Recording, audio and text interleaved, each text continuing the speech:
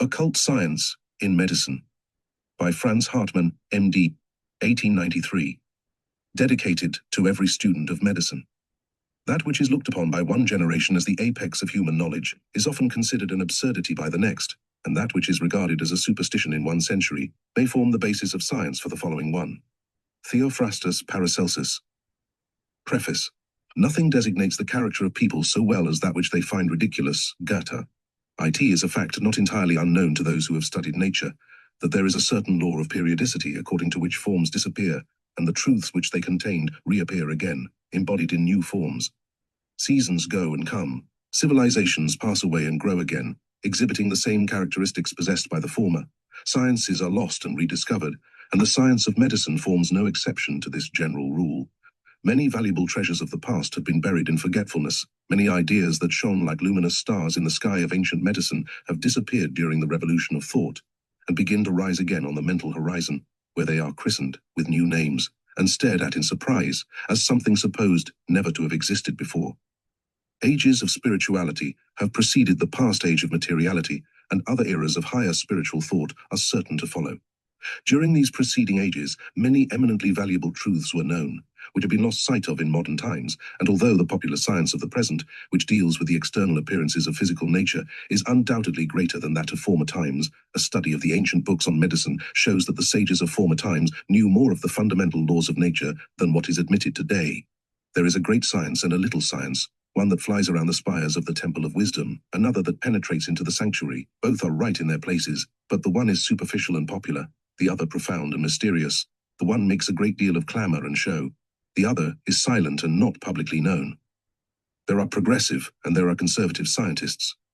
There are those whose genius carries them forward and who dare to explore new realms of knowledge, while the conservative class merely collects what has been produced by others. An explorer must be a scientist, but not every scientist is an explorer. The majority of our modern schools of medicine produce nothing new, but merely deal in goods in whose production they had no share. They resemble the shop of a huckster who knows nothing else but the goods which are in his shop. The shelves are filled with popular theories, fashionable beliefs, patented systems, and occasionally we find an old article that went out of fashion, labeled with a new name and advertised as something new, and the proprietor volubly praises his goods, being as proud of them as if he had made them himself, while he ignores or denounces everything that is not to be found in his shop. But the real lover of truth is not contented to live upon the fruits that have grown in the gardens of others. He gathers the materials he finds, not merely for the purpose of enjoying their possession, but for the purpose of using them as steps to ascend nearer to the fountain of eternal truth. The present work is an attempt to call the attention of those who follow the profession of medicine to this higher aspect of science, and to certain forgotten treasures of the past, of which an abundance may be found in the works of Theophrastus Paracelsus. Many of the ideas advanced therein, old as they are, will appear new and strange, for everyone is familiar only with that which is within his own mental horizon and which he is capable of grasping. The subject treated is so grand, unlimited, and sublime as to render it impossible in a limited work of this kind to deal with it in an exhaustive manner, but we hope that what little has been collected in the following pages will be sufficient to indicate the way to the acquisition of that higher mystic science and to a better understanding of the true constitution of man. Introduction. There are two kinds of knowledge. There is a medical science and there is a medical wisdom. To the animal man belongs the animal comprehension, but the understanding of divine mysteries belongs to the Spirit of God in him.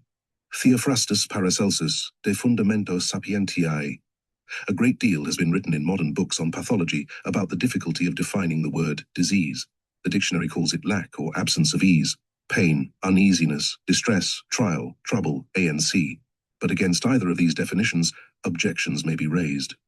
James Paget says, ease and disease, well and ill, and all their synonyms are relative terms, of which none can be fixed unconditionally. If there could be fixed a standard of health, all deviations from it might be called diseases, but a chief characteristic of living bodies is not fixity, but variation by self-adjustment to a wide range of varying circumstances, and among such self-adjustments, it is not practical to make a line separating those which may reasonably be called healthy from those which may as reasonably be called disease. To this, occult science answers that such a standard of health exists for us as soon as we recognize the unity and supremacy of the law, that the results of obedience to the law are harmony and health, and the results of disobedience are called discords or disease. Shakespeare says, the heavens themselves, the planets and this center observe degree, priority and place, insisture. course, proportion, season, form, office, and custom, in all line of order. If we regard the order, which is heaven's first law, as the creation of the self-adjustment of accidentally arising circumstances, leaving out of consideration the fundamental unity of the all and its one purpose, we would then probably find various laws of order in the universe, being essentially different from each other, and it would be difficult to know which of these laws it would be best to follow. But if we recognize in the order that rules all things a manifestation of one eternal law of order, and harmony, the function of supreme wisdom acting in nature but not being the product of nature, it will remain for us only to know that supreme law and obey it. Universe is only one, and is ruled by only one source of all laws, but there are many unities within the constitution of this great unity. They constitute as many selves within self, whose separate interests are not identical with that of the whole, and therefore the order obeyed by these temporary selves is not the same as that of the eternal whole. Thus, the battle for existence, far from being the cause of the order observable in the world, is in fact the cause of the disorder existing therein. If man, like his divine prototype, were a perfect unity, a manifestation of will and thought identified, and one, there would be only one law to obey, the law of his divine nature. He would be forever in harmony with himself. There would be no disharmonious elements in his nature, seeking to create an order of their own, and thereby causing discords and disease. But man is a compound being. There are many elements in his nature, each representing to a certain extent an independent form of will. And the more one of these modifications of will succeeds in departing from the order that constitutes the whole, and to enact, be it intelligently or instinctively, a will of its own, the greater will be the disharmony which it causes within the whole organism, and the greater will be the disease. A house divided against itself will fall. Disease is the disharmony which follows the disobedience to the law. The restoration consists in restoring the harmony by a return to obedience to the law of order which governs the whole. The key to the cure of diseases is therefore in the understanding of the fundamental law which governs the nature of man, and for this purpose it is necessary that a rational system of medicine should know the constitution of man, not only that of his physical body, which is merely the lower part of the house wherein he dwells, but the whole physical, astral, and mental constitution of that being called man, which is still the greatest mystery to science, and of which little more than the anatomy, the physiological functions, and the chemical composition of the material organs and substances composing his corporeal form is either known to or taught by our modern academies. Great progress has been made by modern science in investigating all the minor details of the shell which man occupies during his life upon this planet. But, as regards the inhabitant of that house, the inner man, who is neither wholly material nor wholly spiritual, the ancient sages knew more about his true nature than is ever dreamed of in our medical schools, and it will be undoubtedly worthwhile to examine their views. Moreover, if the outward body of man is, as they teach, only the outward expression of the qualities and functions of a more interior and invisible human organism, then it appears that many bodily diseases, such as are not caused by direct physical injuries, are the results of disorders existing within that inner organism. And as every true physician should seek to know the causes of diseases, and not merely destroy their external effects, such a knowledge of the causal body of man, whose visible image is his phenomenal form, may open a new field for pathology and therapeutics, from which a rich harvest may be gathered for the benefit of mankind. 1. The constitution of man. From times immemorial, the sages have taught that we shall never know immortal truth if we do not discover it within our own selves. Experience has long ago corroborated this theory, for in spite of all progress in scientific researches concerning the nature of man, and which were carried on by means of researches in the external kingdom of nature, the real constitution of man, and that which constitutes his essential being, has not yet been discovered. We know that from the ovum the fetus, from the fetus the child, from the child the body of man becomes developed.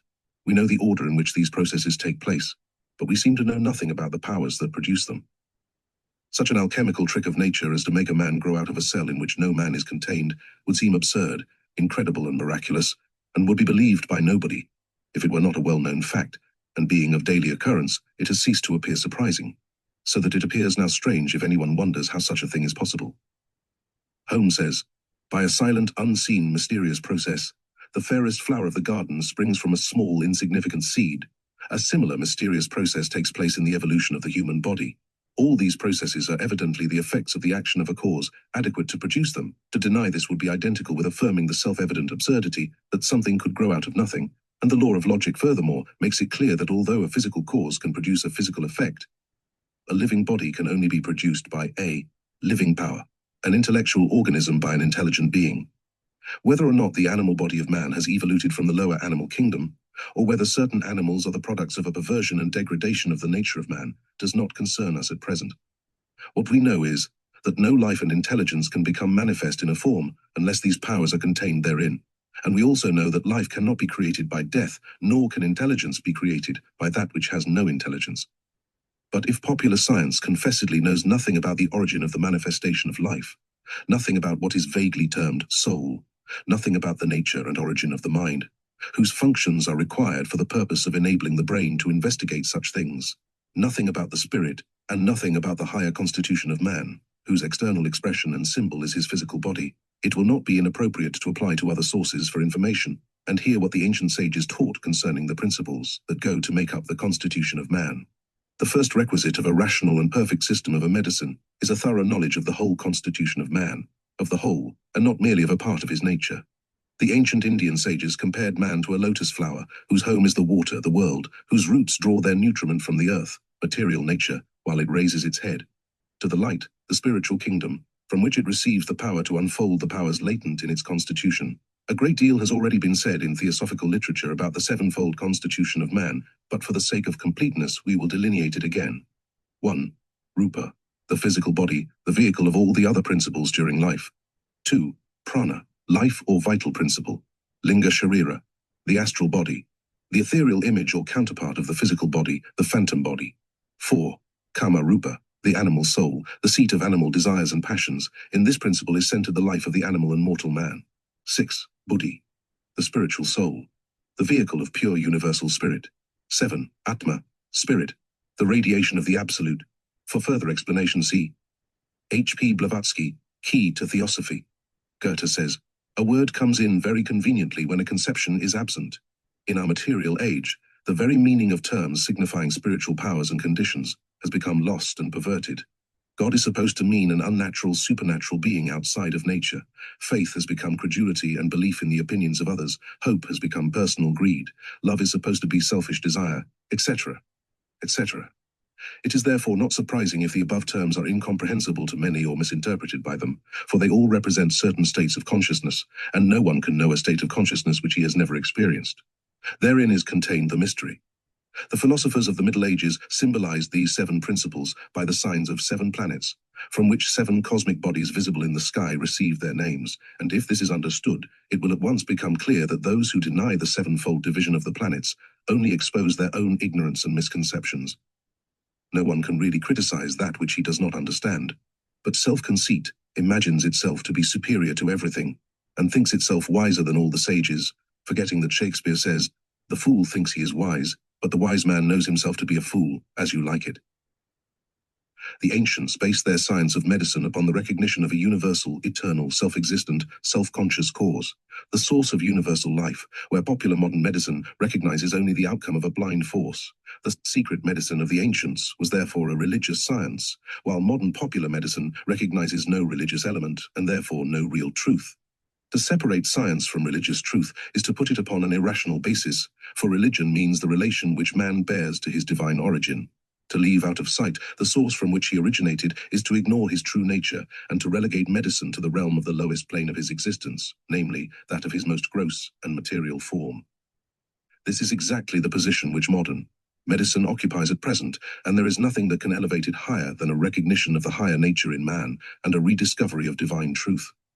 Such a higher knowledge was formerly considered necessary for the purpose of constituting a real physician, and for this reason the practice of medicine was in the hands of those who were born physicians, sages, and saints by the power of the true grace of God, while among popular practitioners there are, now as then, many dunces and rascals, having neither spirituality nor morality, for what the modern physician of the materialistic school requires for his success is a certain amount of memorizing of the contents of his books, so as to enable him to pass his examination, and a talent to profit by the credulity of the people. When the ancients spoke of 7 planets, they referred to 7 spiritual but nevertheless substantial states, of which popular science knows nothing but their external manifestation in the realm of phenomena. It has truly been said that no one ever saw even the earth. That which we see is merely a manifestation or appearance of a spiritual principle called earth. The real essence of matter is beyond the conception of the terrestrial mind.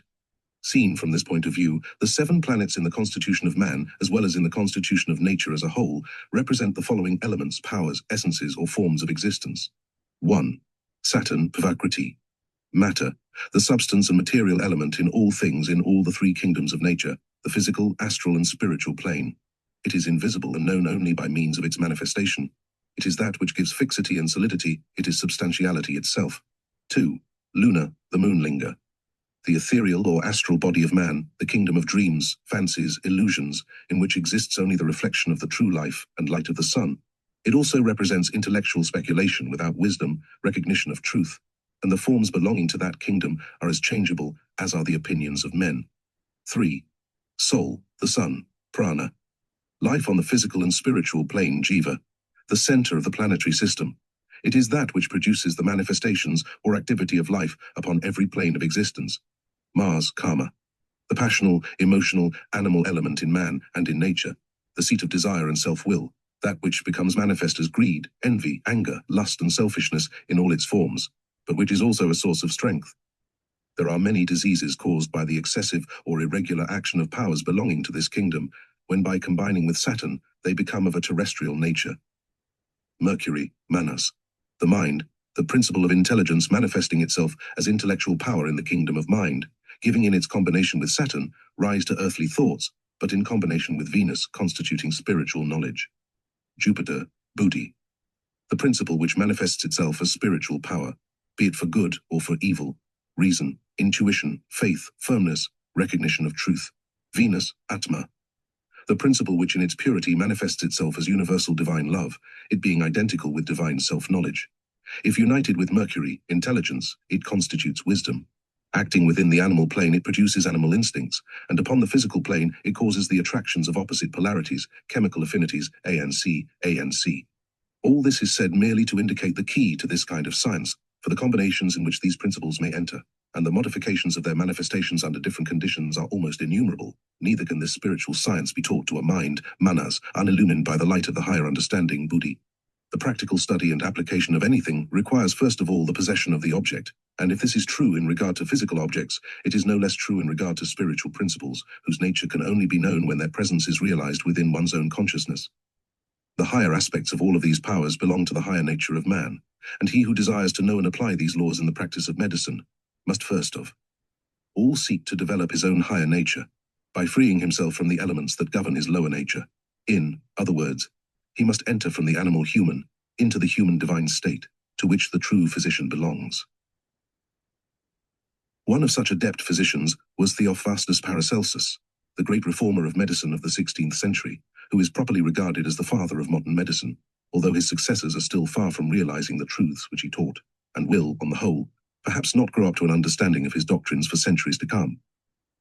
He was far in advance not only of the science of his days, but also of that of our present days, for although he may have known less than we do in regard to the phenomenal appearances of the manifestations of life on this planet, he knew a great deal more than our modern science in regard to the causes of these manifestations and in regard to the inner nature of things.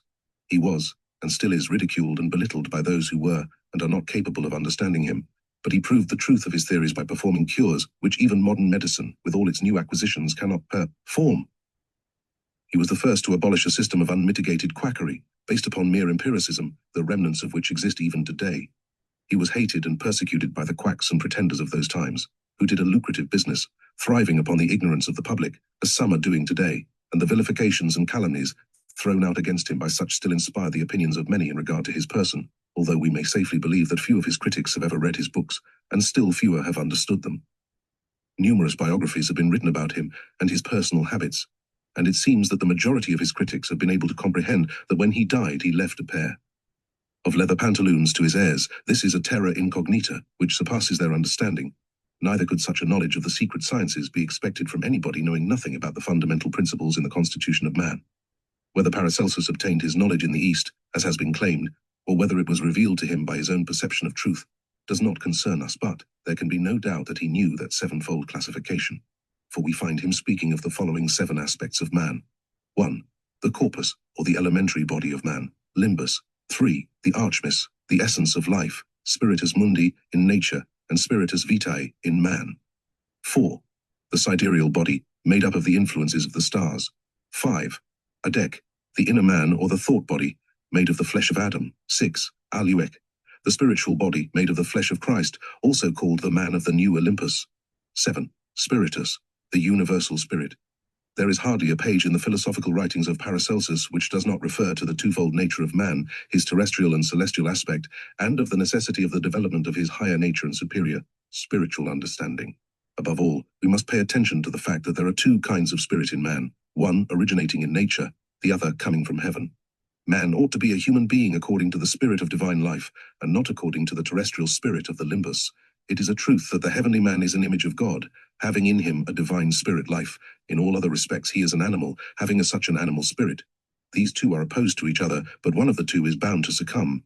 Man is destined to be a human being and not an animal, and if he is to be a human being, he must live within the spirit of immortal life and do away with the animal spirit. Philosophia Occulta, Prologue. The mysteries of the inner temple of nature are not accessible to the vulgar and the profane, because every being can realize only that which corresponds to its own nature. To penetrate into the realm of truth, a true soul is required. An animal can realize only the animal side of existence. One well-known medical authority on a recent occasion said, Paracelsus, who pronounced the anatomy of the dead body to be useless, and sought for the basis of life immortality as the highest goal of knowledge, demanded contemplation spiritual before all else, and just as he himself arrived in this way at the metaphysical construction of the archaeus, so he unchained among his followers a wild and absolutely fruitless mysticism. For this unchaining of mysticism, not Paracelsus is to blame, but the incapacity of his followers, whose animal minds were not capable of becoming illumined by the spirit of truth. Whenever the terrestrial mind seeks to grasp the spirit of wisdom, and being unable to rise to the perception of divine truth, to drag it down to its own level, a wild and absolutely fruitless and foolish mysticism will be the result. With the same right, we may say that the doctrines of Christ filled the world with superstition, causing the crimes of the Crusades, the horrors of the Inquisition and sectarian intolerance. It is not the fault of the truth if it is misunderstood. The vast majority of mankind seek for knowledge for the purpose of deriving from its possession some personal benefit, be it the acquisition of wealth or luxury, the gratification of ambition, the desire to parade before the world as a being in possession of something great, or for the purpose of satisfying a laudable scientific curiosity. But the acquisition of medical wisdom requires a love of the truth, and love means self-sacrifice. The acquisition of wisdom is therefore possible only if the elusive self with all its desires is sacrificed to it. The way to wisdom can be shown, but wisdom can only be taught by wisdom itself. He who loves the realm of illusions cannot see its true light. How many of the would-be followers of Jesus of Nazareth have become Christs, and who can understand the profundity of his thoughts and exercise his divine powers, but he who has become like him? None of the would-be followers of Paracelsus have grown to be like this master. None of the representatives of modern medical science have penetrated deeply into his wisdom. Popular medical science, being based upon the objective observation of phenomena, knows more about the realm of visible nature, Maya, than was known at the time of Paracelsus. But the reason why this popular medical science, in spite of the aids which it received from chemistry and physiology, is still incapable of performing the cures which were performed by Paracelsus, is because its followers only speculate and draw inferences, while they do not cultivate that spiritual power of soul knowledge which is called interior contemplation, but which Paracelsus called the faith, a faculty which is at present so entirely unknown that even an explanation of the meaning of this term is exceedingly difficult. It is a power which belongs neither to the physical, nor to the animal, nor to the intellectual nature in man, but to the spiritual man, Atma Buddhi Manas, to that higher part of his being, which in the vast majority of mankind, however intellectual they may be, has not yet awakened into life, but is still latent, buried in the tomb of materiality into which the light of divine truth cannot penetrate. What are ye men in your own powers but nothing? If you wish to obtain strength, take it from faith. If you have faith as big as a mustard seed, you will be as strong as the spirits. And although you now appear as men, your faith will make your strength and power equal to the spirits, such as were also in Samson.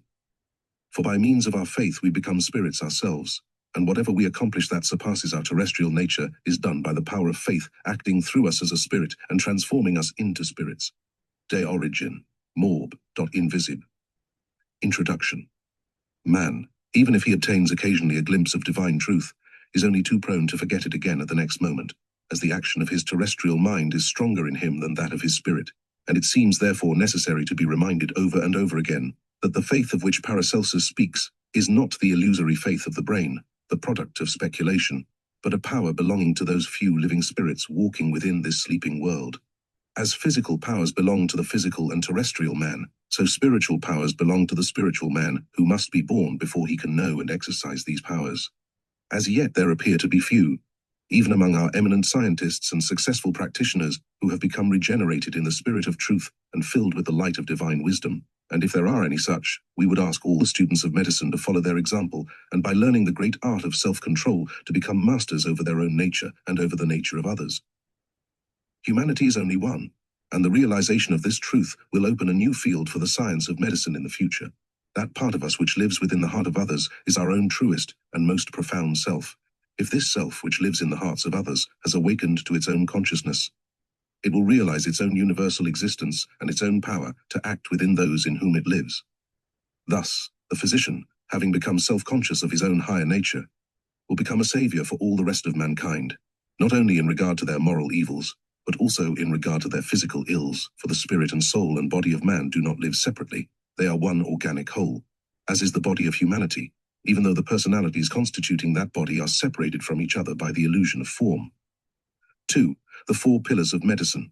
The pillars upon which the practice of modern medicine rests are: 1. A knowledge of the physical body of man, the arrangements of its organs, anatomy, their physiological functions, physiology, and the visible changes which take place in them when a disease becomes manifest, pathology. 2. A certain amount of acquaintance with physical science, chemistry, botany, mineralogy, etc. In fact, with all that embodies a knowledge of the outward relations which the things in this phenomenal world bear to each other and to the body of man, therapeutics. 3. A certain amount of acquaintance with the views and opinions of modern accepted medical authorities, however erroneous they may be. 4. A certain amount of judgment and aptitude to put the acquired theories into practice. All this is very well as far as it goes, but it may be seen at once that all the knowledge required of a modern practitioner refers only to the external plane of existence, the animal body of man, and its physical surroundings. As to a science of psychology, to call that which goes by that name as such at present is a misnomer. For there can be no science of the soul as long as the existence of a soul, psyche, is not recognized. The invisible, spiritual, or causal body within the nature of man is entirely ignored by science, and even if any modern physician personally believes in a soul, he will almost without exception consider this subject as belonging exclusively to the church, and as something with which science has nothing to do. Nevertheless, if the term religion means the knowledge of the relation which the outward terrestrial man bears to the creative power in him, his own inner self, which is the seat of not only his spiritual but also the indirect source of his physical life, it would seem that a knowledge of that religion which teaches the nature of this true inner and immortal being, and also the links which connect that higher nature with the physical form, would be an indispensable and most important part of a true science and system of medicine based upon the recognition of truth. And although theory precedes practice, this knowledge should not be merely of that theoretical kind which is only imaginary and not real, and which in persons who are attempting to grasp things which they are not able to realize produces a wild and absolutely fruitless mysticism, but it should be of that kind which through experience constitutes self-knowledge, and which is possible only through the realization of the possession of the ideals one wishes to know. According to Theophrastus Paracelsus, the following are the 4 pillars of medicine. 1. Philosophia.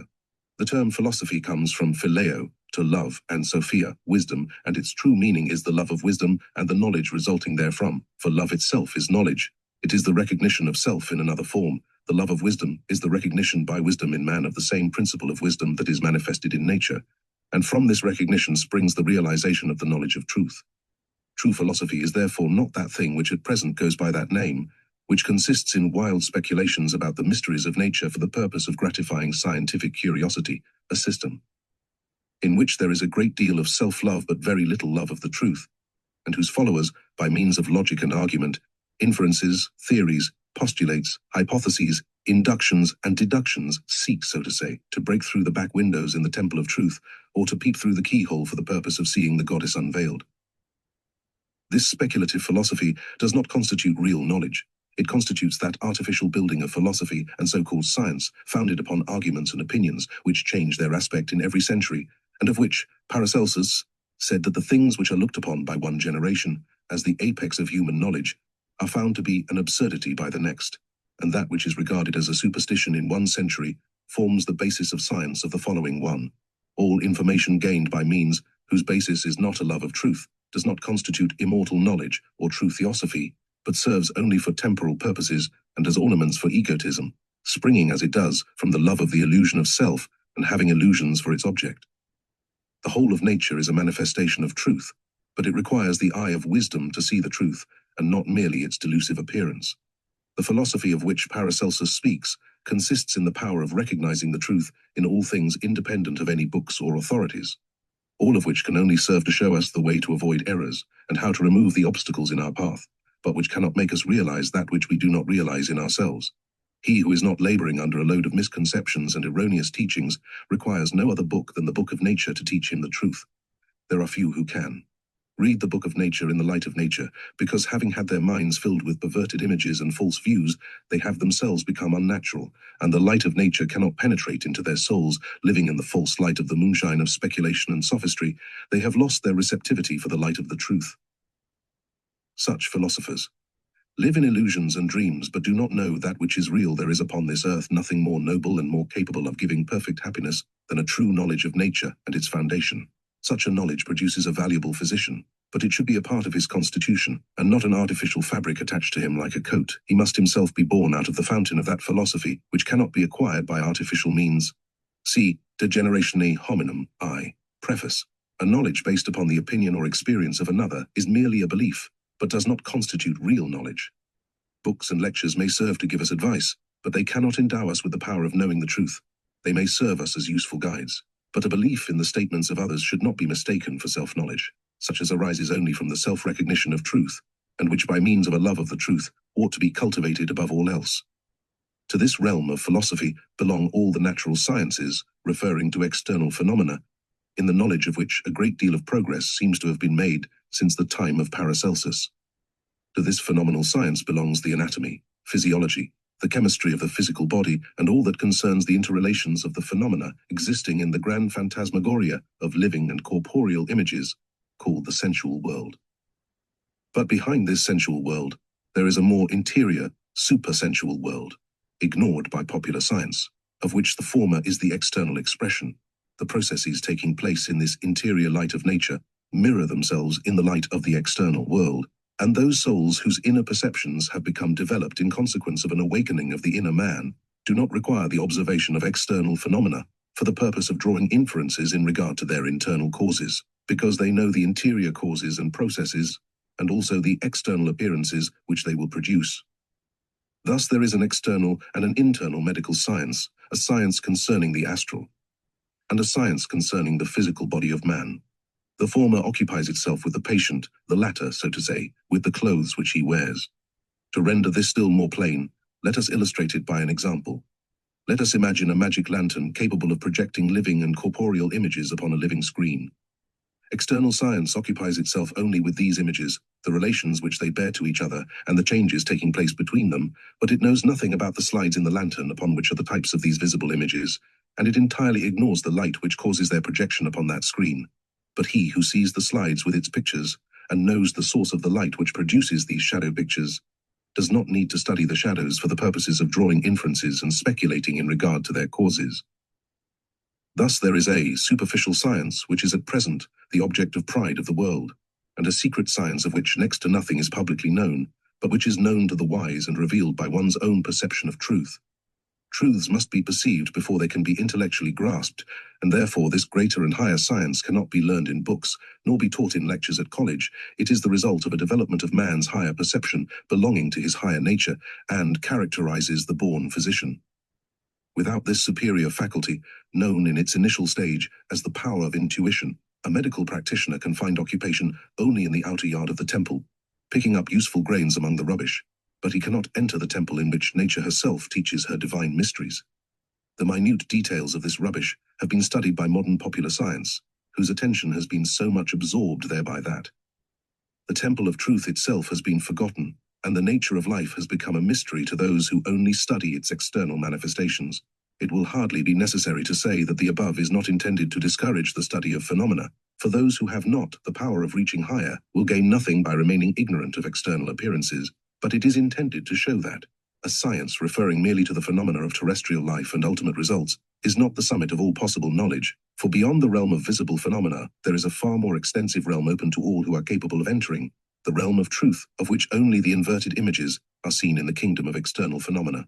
The natural science of the ancient mystics, owing to their deeper penetration into the so-called supersensual realm, was not limited to the world which we see with our bodily eyes, For they recognized 4 worlds or planes of existence within each other, each of them having its own forms of life and inhabitants, namely, A, the physical visible world, being only the reflection of the 3 higher ones, B, the astral world, or the psychic realm, C, the world of mind, or the spiritual realm, D, the divine state, the kingdom of God, or the celestial world. As we perceive the existence of a mineral, vegetable, and animal kingdom upon the sensual plane, so they, by the faculty of the developed inner sight, perceived and described within this world 4 kingdoms, or 4 spiritual, and to us invisible, states of existence, which in their outward manifestation are called earth, water, fire, air. We will show you that we are not the only intelligent beings possessing the world, but that our possessions extend over only 1/4 of it. Not that this world were 3 times greater than we know it to be, but there are in it still 3/4 parts which we do not occupy, and their inhabitants are not inferior to us in intelligence.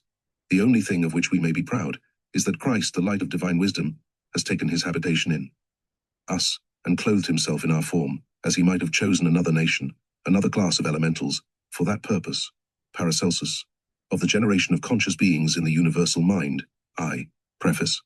All this, however, does not strictly belong to the present purpose of this work, and is merely mentioned so as to make room for the conception that nature is far greater than the limits assigned to it by material science, and that, as a certain philosopher said, that which is known is only like a grain of sand on the shore of the ocean of the unknown. 2. Astronomia.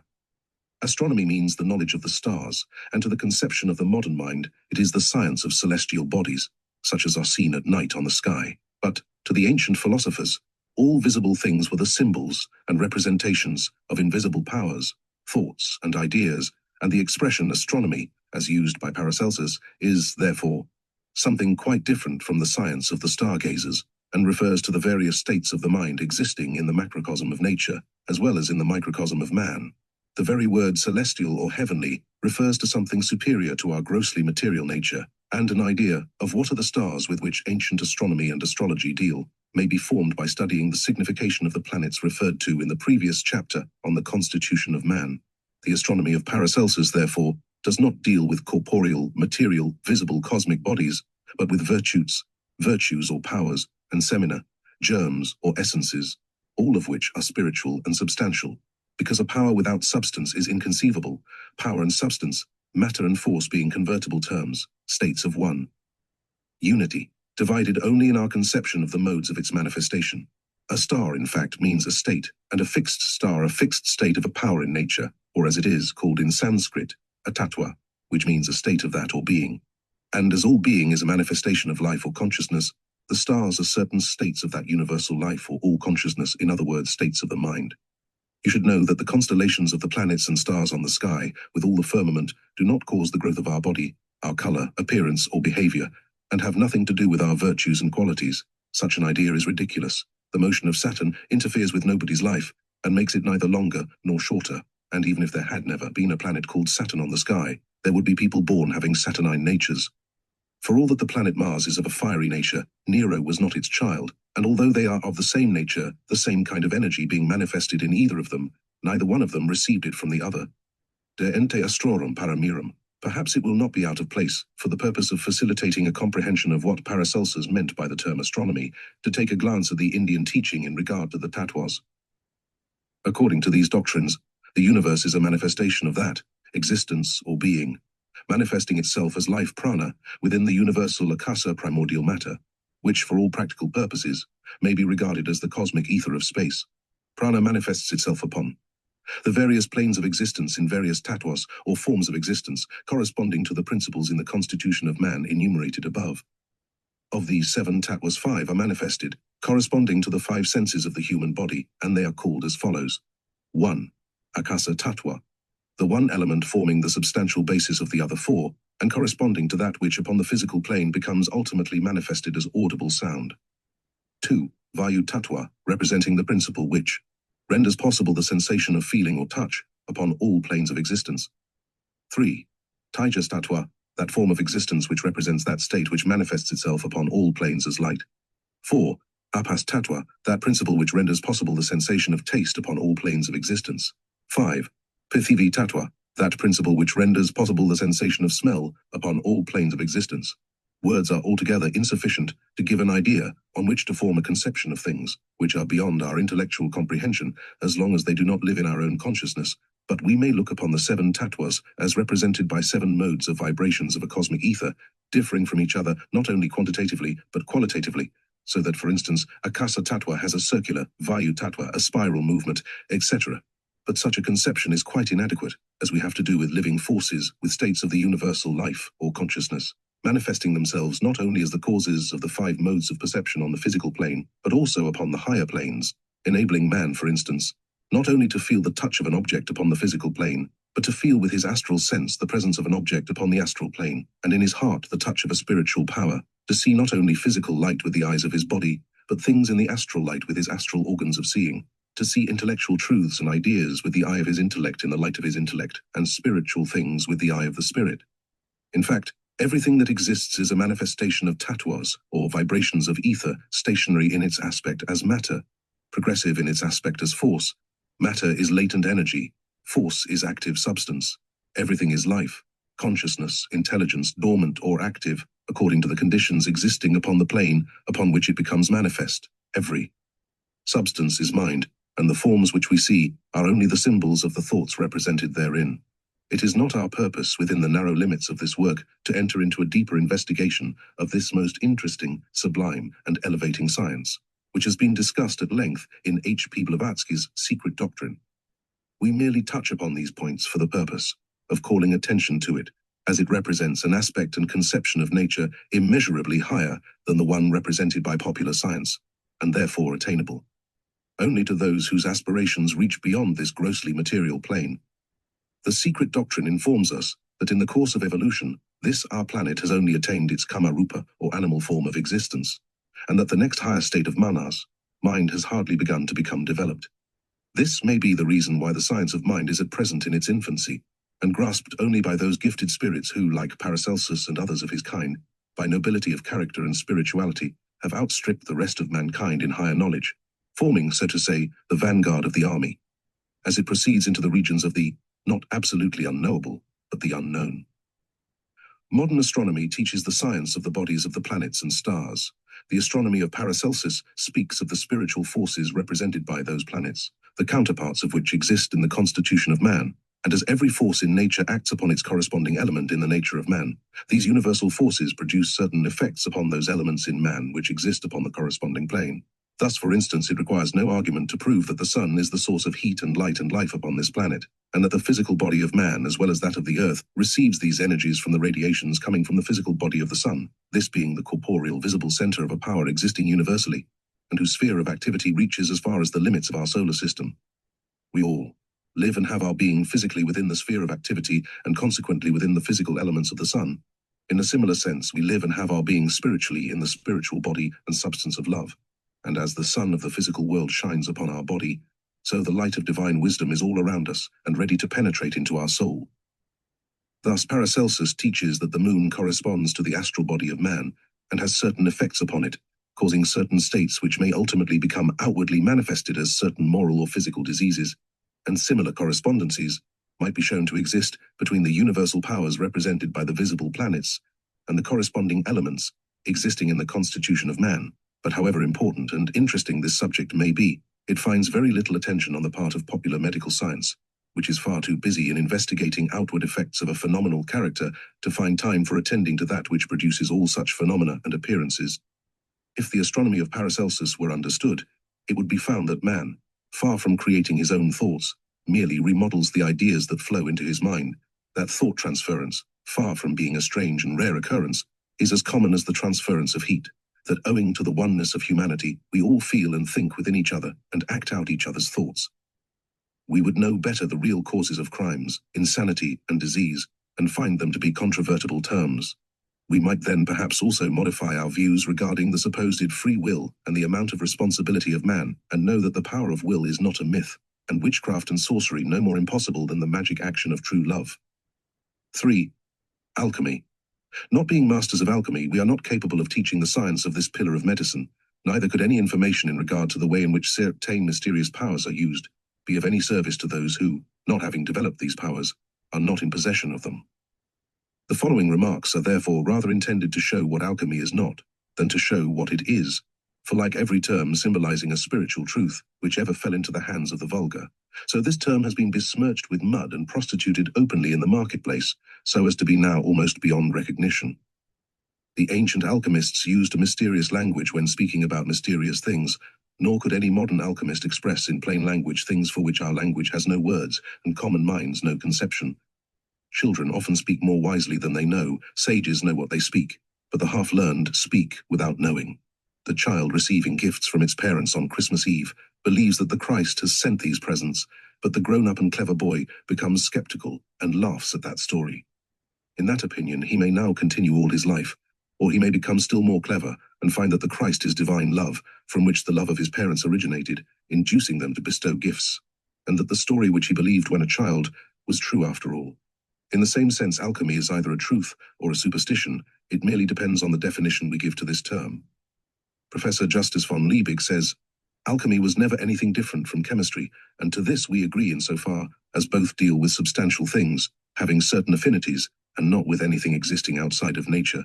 But while ordinary physical chemistry employs merely physical, mechanical forces for the purpose of composing and decomposing material substances without causing anything new to grow, alchemy employs the power of life and uses animated forces, establishing conditions under which something visible may grow from something invisible, in the same sense as a tree grows from a seed in the alchemical laboratory of nature.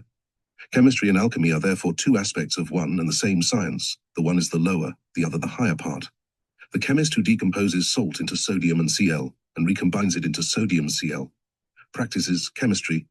The gardener establishing in his hothouse the conditions under which the seed of a plant of a lower type is made to develop into a plant of a higher type, and the schoolmaster who makes an intelligent being out of a dunce are practicing alchemy because they produce something more noble than the materials employed out of the latent potencies contained therein.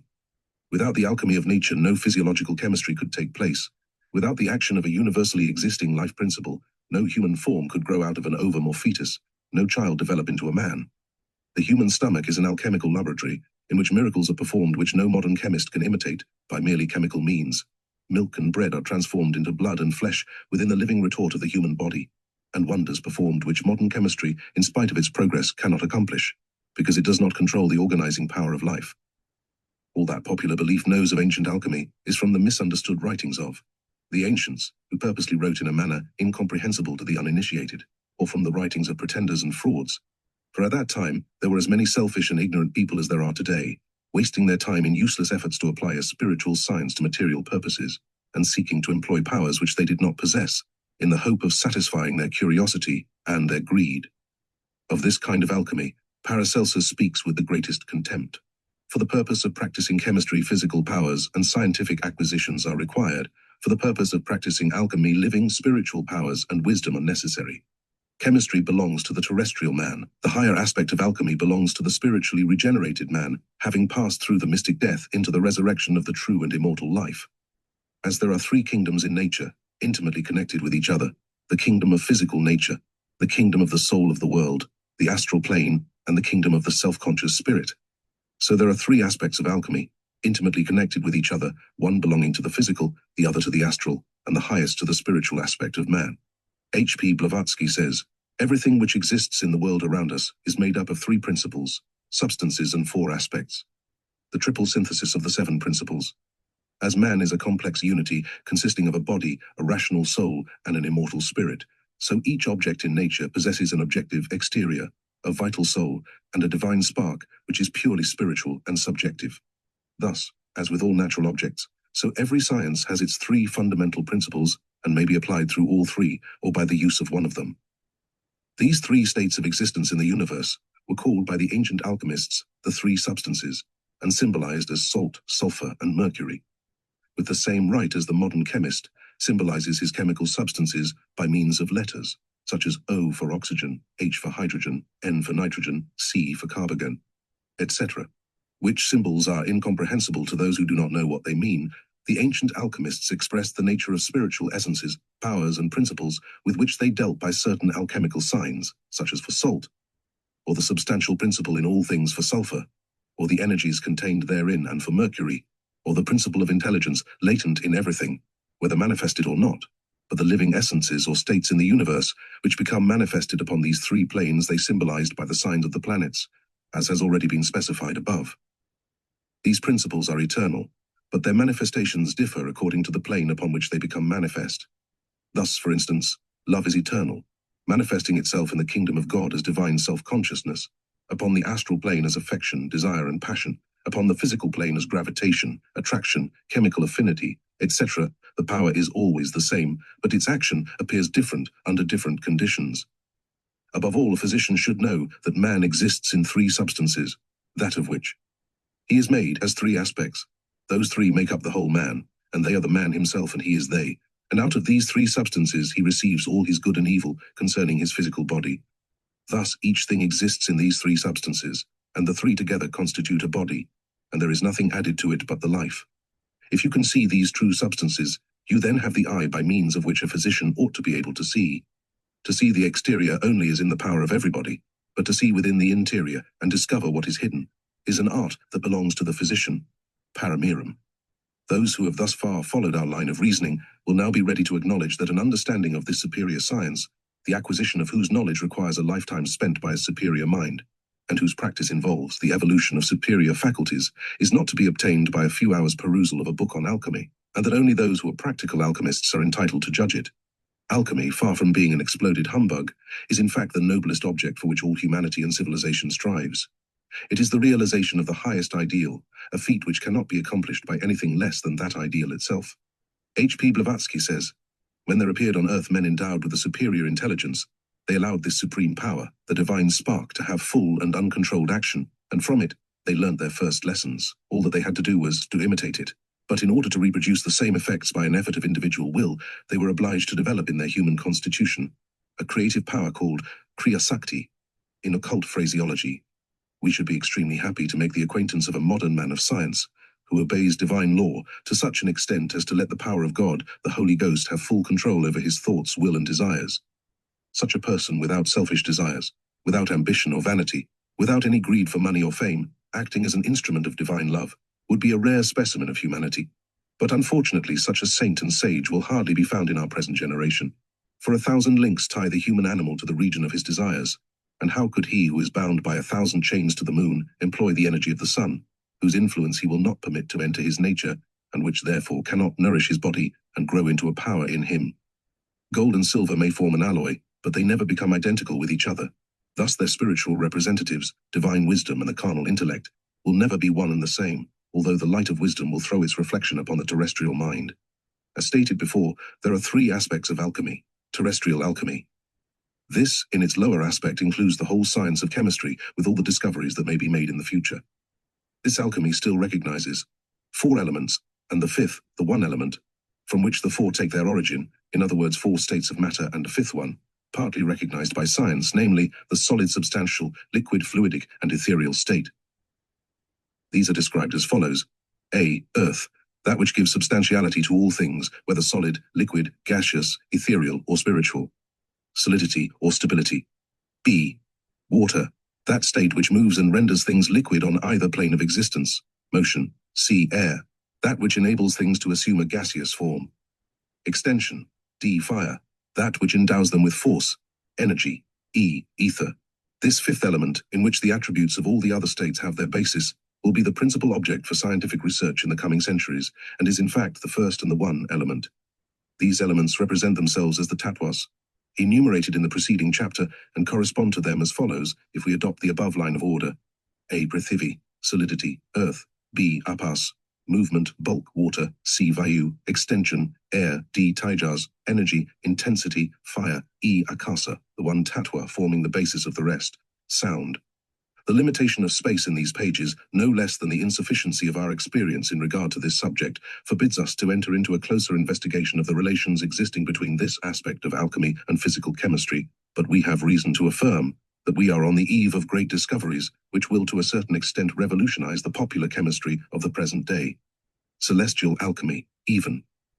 If it were within our power to describe the secrets of celestial alchemy, by means of which the universe was created, and which includes the regeneration of man and the attainment of conscious immortality, and if this could be done publicly without profaning those mysteries, the explanation would probably be comprehensible, only to those who, knowing it already, do not require it.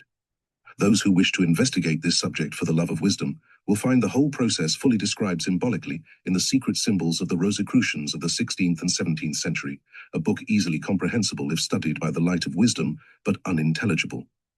For the carnal mind, that sees all truths perverted.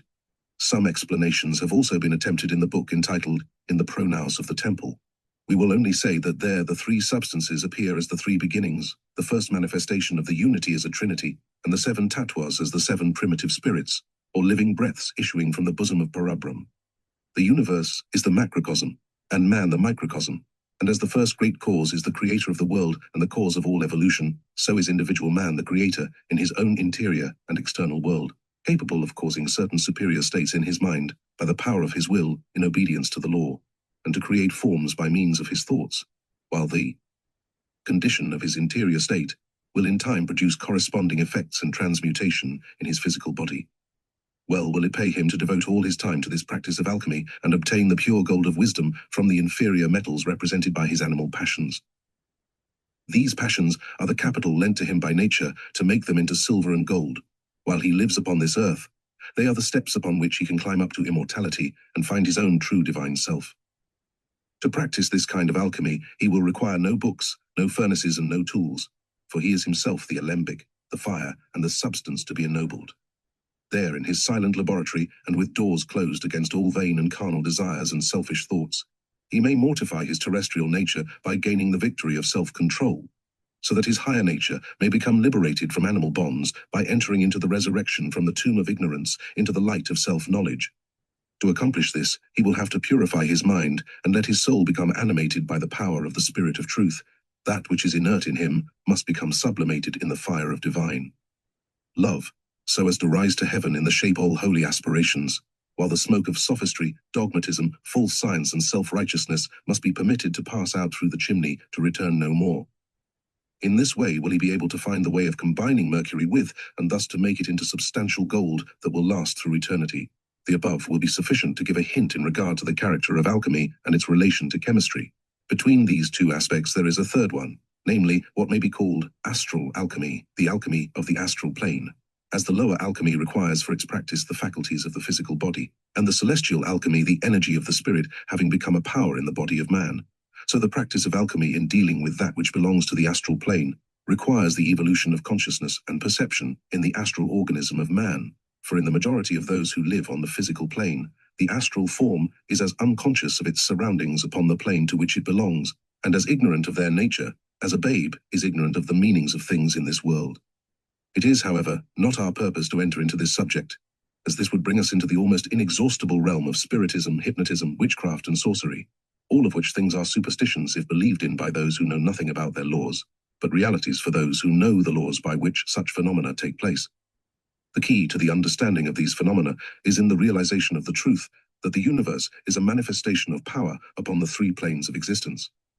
The spiritual plane has its 7 states of existence, representing self-conscious, intelligent powers, thrones and dominions, angels and archangels, all of these being manifestations of the primordial cause called God. The physical plane has its 7 states of existence, represented as powers in which consciousness is still latent. In the middle region, the astral plane, we also find again 7 states of existence in the form of living forces attaining consciousness in the organization of man. There, the 7 planets manifest themselves either for good or for evil, according to the nature of the person in whom they become manifest. Thus, for instance, that universal element, which is symbolized as Venus, will become manifested in man as universal love, or as selfishness according to his condition.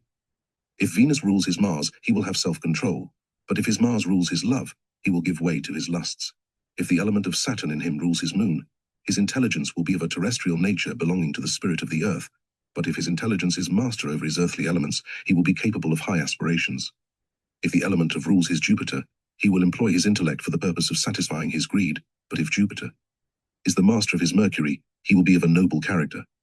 All this is merely said to hint at the sublimity of alchemical science and call attention to the universal truth that every principle, in whatever plane of existence it may exist, is not a product of the form in which it develops and manifests itself, but that the form is the field for its development and manifestation, in the same sense as the universal sunlight is not a product of the bodies upon which it shines, but the bodies are instruments for the development and manifestation of the qualities of light. Thus, the life, consciousness, will, virtue, passion, or any other spiritual, emotional, or physical state of a man is not the product of his form, but a manifestation of a universal life principle becoming manifested in him according to the conditions presented by his constitution.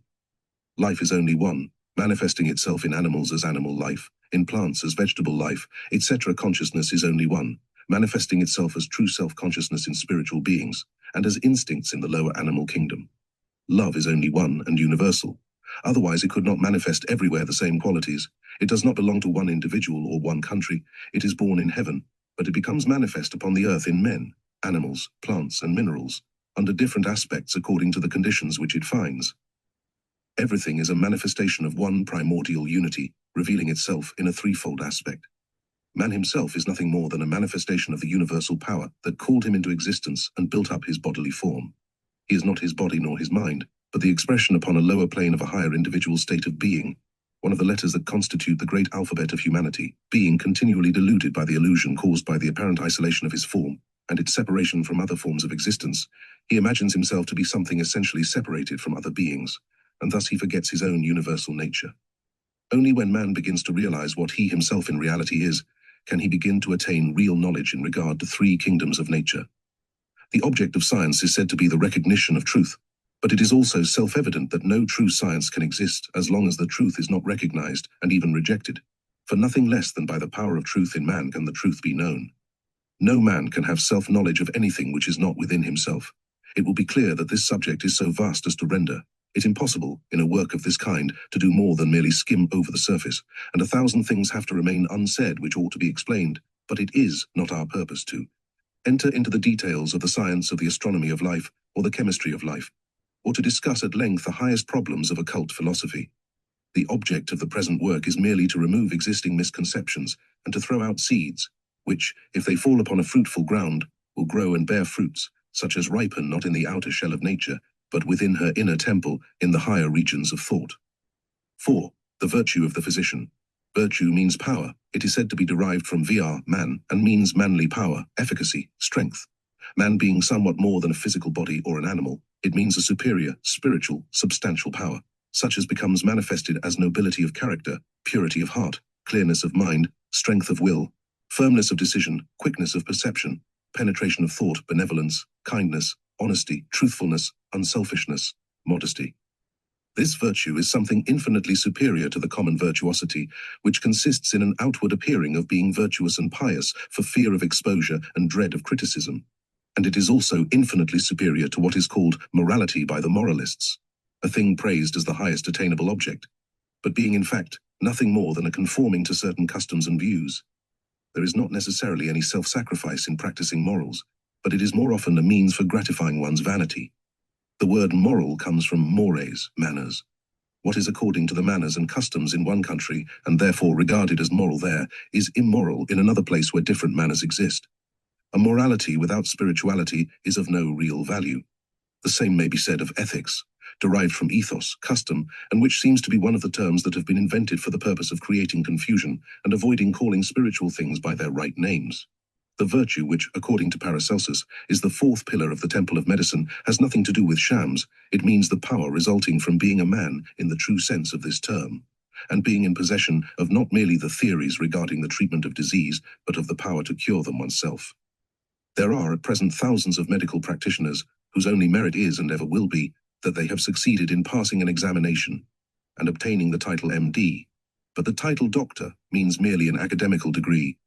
The diploma merely certifies that the examiners believe the student to have fulfilled all that the regulations require, and although such a title may involve the right to poison and kill without being punished for it, the conferring of such a degree does not constitute a physician. The true physician as well as the real priest is ordained by God. Paracelsus says in substance as follows: "He who can cure disease is a physician. Neither emperors nor popes, neither colleges nor high schools can create physicians. They can confer privileges and cause a person who is not a physician to appear as if he were one. They can give him permission to kill, but they cannot give him the power to cure. They cannot make him a real physician if he has not already been ordained by God. The true physician does not brag about his cleverness, or praise his medicines, or seek to monopolize the right of robbing the patient, for he knows that the work must praise the master, and not the master the work. There is a knowledge which is derived from man, and another knowledge which is derived from God through the light of nature. He who has not been born to be a physician will never succeed. A physician should be faithful and charitable. He who loves only himself and his own pocket will be of little benefit to the sick. Medicine is much more an art than a science. To know the experience of others is useful to a physician, but all the learning of books cannot make a man a physician, unless he is one by nature. Medical wisdom is only given by God. This virtue which constitutes the true physician cannot be created by colleges, nor can it be conferred by anyone personally upon himself. No one can confer upon himself a thing which he does not possess, or without the aid of.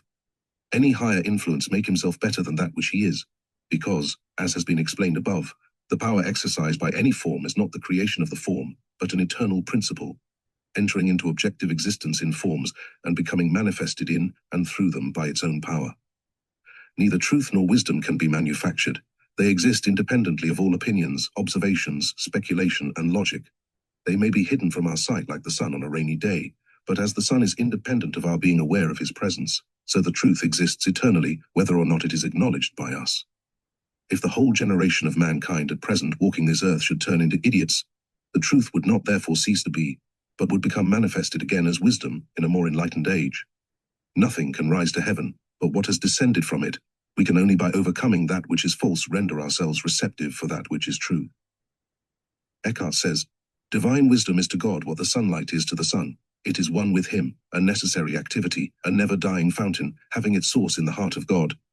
This brings us back again to a religious basis, if we are permitted to use this ill-treated and misunderstood term, and to the necessity that he who makes it his profession to employ the laws of nature and treat the body of man should know the position which man occupies in nature and the position which nature occupies in regard to the origin from which it originates.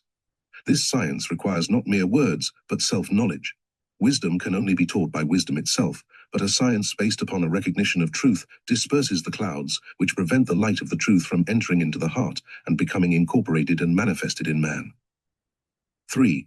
The 5 causes of disease. If we inquire from modern medical science, what are the causes of diseases? We shall probably be answered 1.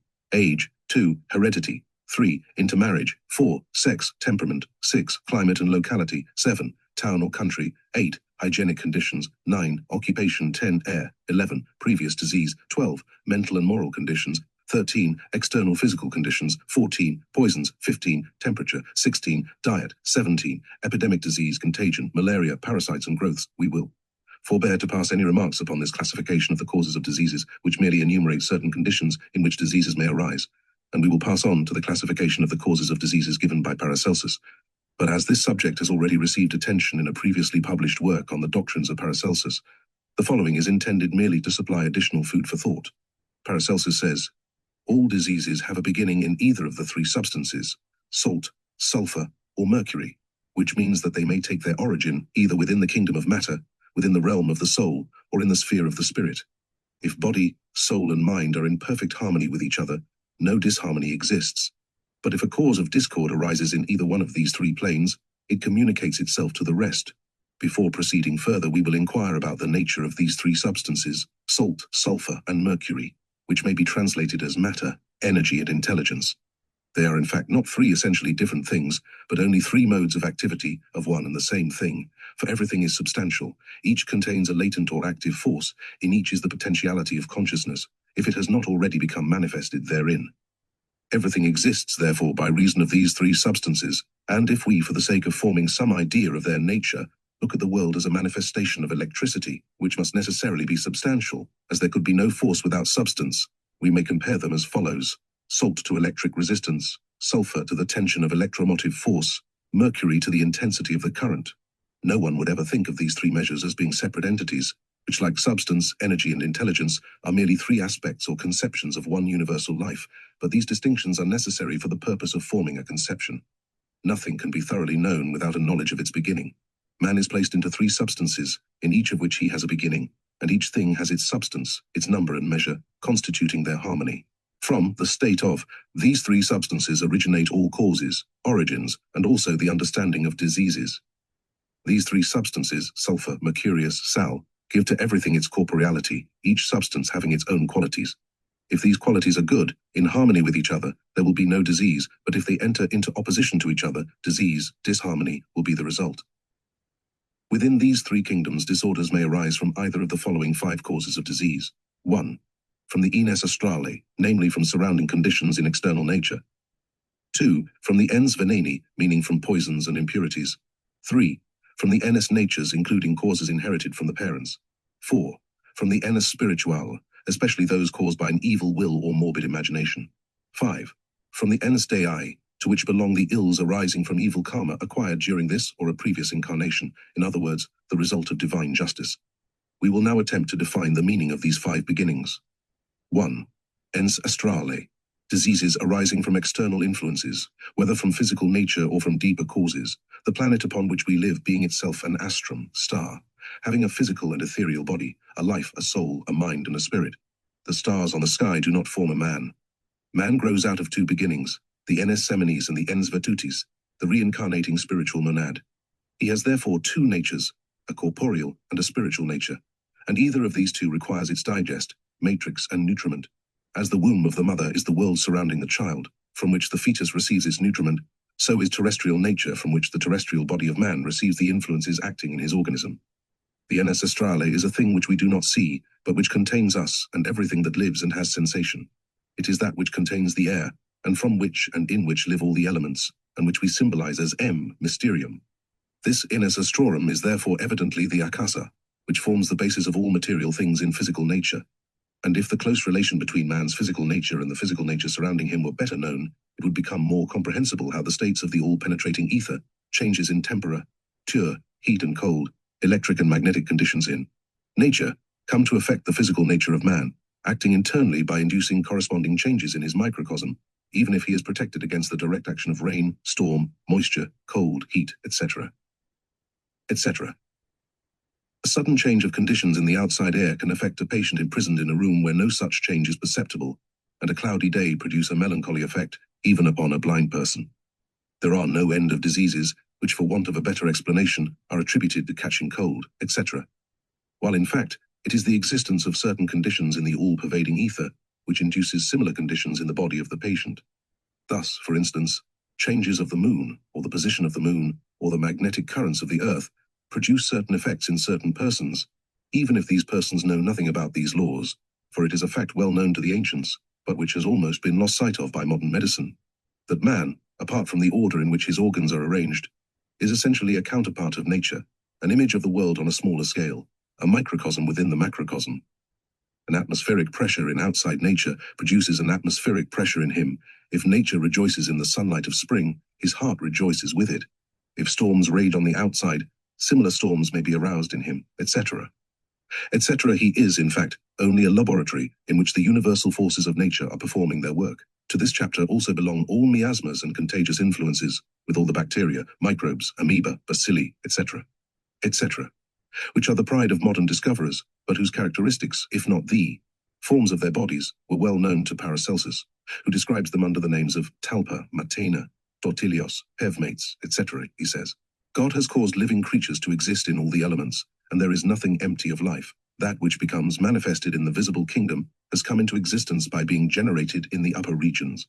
Without such a generation above, it could not have become manifested below.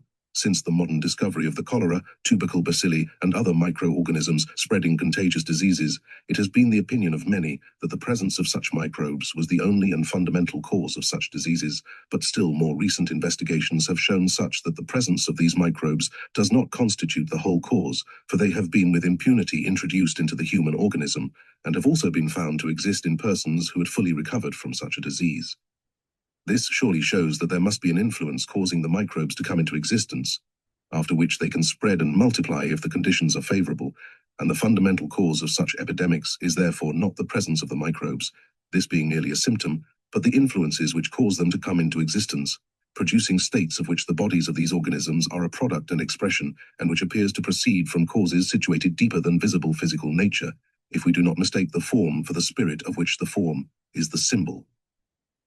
Human science knows how to philosophize about the things that come within its external observation, but wisdom shows what is contained in the prima materia, which is a greater and higher knowledge than that of the ultima materia, the physical plane. This higher region, from which such injurious influences originate, causing the growth of miasmas and microbes, is the astral plane, or the soul of the world. And as the evil states in the soul of the world are caused by the evil states of the human mind, it becomes comprehensible how epidemic diseases, pestilence and plague, no less than wars, are the ultimate results of disharmonies and depraved spiritual states in the soul of humanity. The greatest truth, if seen through a perverted mind, appears distorted as a caricature and superstition. It can be seen in its own light, only if properly understood.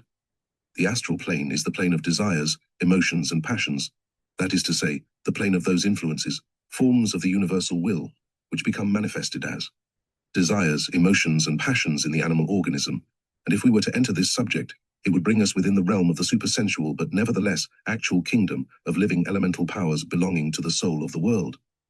If our eyes were open to the perception of thoughts, it would be seen how a continual thought transference is taking place among individual minds, influencing and determining their actions, even if they are not aware of it, causing not only individual moral diseases, insanities, obsessions, and crimes, but whole epidemics of such kinds. There is an immense field for investigation for the psychologist, not for that kind of psychologists who imagine that insanity is under all circumstances a disturbance of the functions of the brain from physical causes, but for those who can realize that the functions of the brain may be disturbed by the disordered action of the mind, for although in many cases of brain disease, it is as difficult to determine whether the disorder of the mind or that of the brain existed first, as it would be to answer the question, which existed first, the hen or the egg? Nevertheless, a lesion of the tissues of the brain does not take place without a cause, and this cause in the majority of such cases comes from the sphere of the emotions and thoughts. If there is no mind, there can be no mental disease. 2. Mind is something, even if it were, as some imagine, the product of the physiological function of the brain, it must be something substantial, and being something substantial, it is able to produce substantial effects. Moreover, its actions show a certain order and harmony, which go to prove that mind has an organization. If this order and harmony be disturbed, discord, disease, insanity will be the result.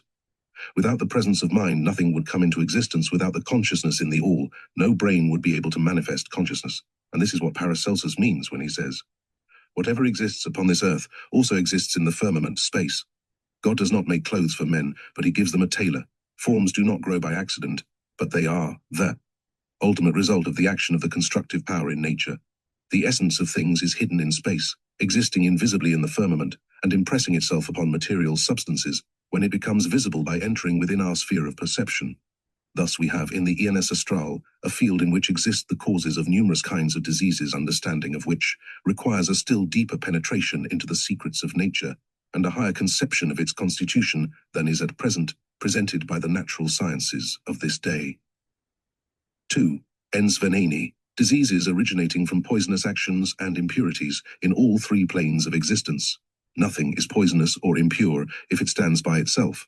Only if 2 things whose natures are incompatible with each other come into contact can a poisonous action take place or an impure condition be produced. Everything is in itself perfect and good.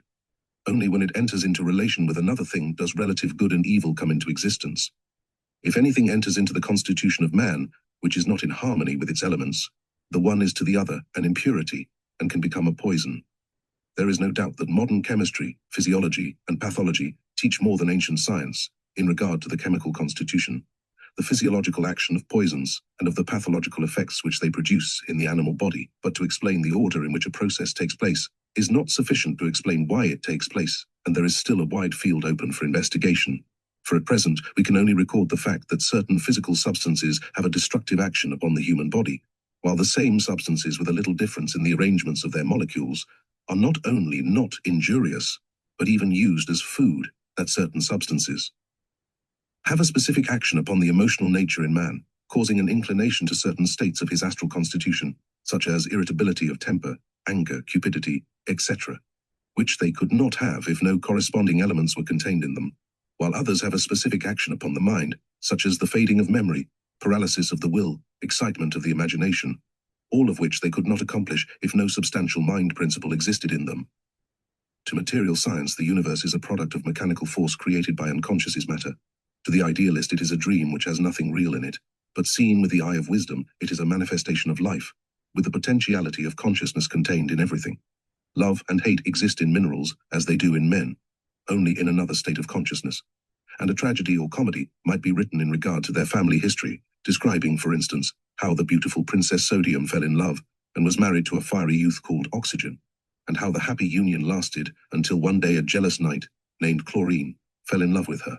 And although he himself was married to a flighty woman whose name was Hydrogenia, he abducted the princess, and there was nothing left for poor Oxygen but to take the deserted woman and turn to water with her. Such a story would differ from a similar one enacted in human life only insofar as the actors in the latter would intelligently and consciously follow certain laws which are enacted without individual intelligence in the mineral kingdom. There is only one consciousness and one law of harmony in the world, and according to it, accords and discords arise in all the three kingdoms of nature. The influence of the light of the truth is a poison to the erroneous conceptions existing within the mind, and earthly thoughts are impurities to the mind that aspires to the kingdom of heaven. Evil desires create evil thoughts and give birth to evil acts. Good acts procreate their species, giving rise to good thoughts and aspirations, from which good children are born. The sum of men's individual desires constitutes the desires of the soul of the world. The sum of the thoughts and opinions of mankind constitutes the mental atmosphere by which the world in general, and each locality in particular, is surrounded. And the state of the mind ultimately expresses itself upon the outward plane of manifestation. It is not more difficult to poison a mind with impure thoughts than to poison a body with drugs. Impure is he who has many diverging desires. Pure is the mind having only one will. Popular medicine deals only with external effects and physical causes. Occult science goes deeper, seeking for fundamental causes and final effects, which are of far greater importance than the passing manifestations taking place in the physical form. Thus, for instance, a promiscuous sexual intercourse not only causes venereal diseases, but as during that act, a commingling of the inner natures takes place to a certain extent. A man cohabiting with a depraved woman takes on some of her characteristics and joins to a certain extent her future karma and destiny to his own. The basis of the existence of human beings is what, for want of a better expression, has been called the will, spirit, or life, and as one body may color or poison another, likewise a coloring, and perhaps poisoning, takes place by a blending of spirit during sexual intercourse, this spiritual substance being the essence of each human being. If a woman leaves her husband, she is then not free from him, nor he from her, for a marital union having once been established, remains a union for all eternity. That which nourishes a thing goes to make up its substance. The physical body receives its nutriment from the physical plane. The soul is nourished by the influences coming from the soul of the world. The intellect is nourished, grows and expands in the intellectual plane, and ill-fed. Body becomes diseased. A soul living on morbid desires and inordinate longings becomes depraved. A mind fed with false theories, errors and superstitions becomes dwarfed, perverted, and unable to turn its face towards the sunlight of truth. The food for soul and mind is as substantial to them as material food is substantial to the material body, soul, and spirit, being three states of the eternal one, manifested on three different planes of existence, being governed by only one fundamental law. What the stomach is in the body, the memory is in the mind. Both are related together. A dyspeptic stomach causes a defective memory, and an irritable mind, an irritable temperament causes indigestion and forgetfulness. Forgetfulness can cause inattention, irritability, and dyspepsia. Soul, body, and mind are one in man, and disorders existing in one can cause impurities in the other.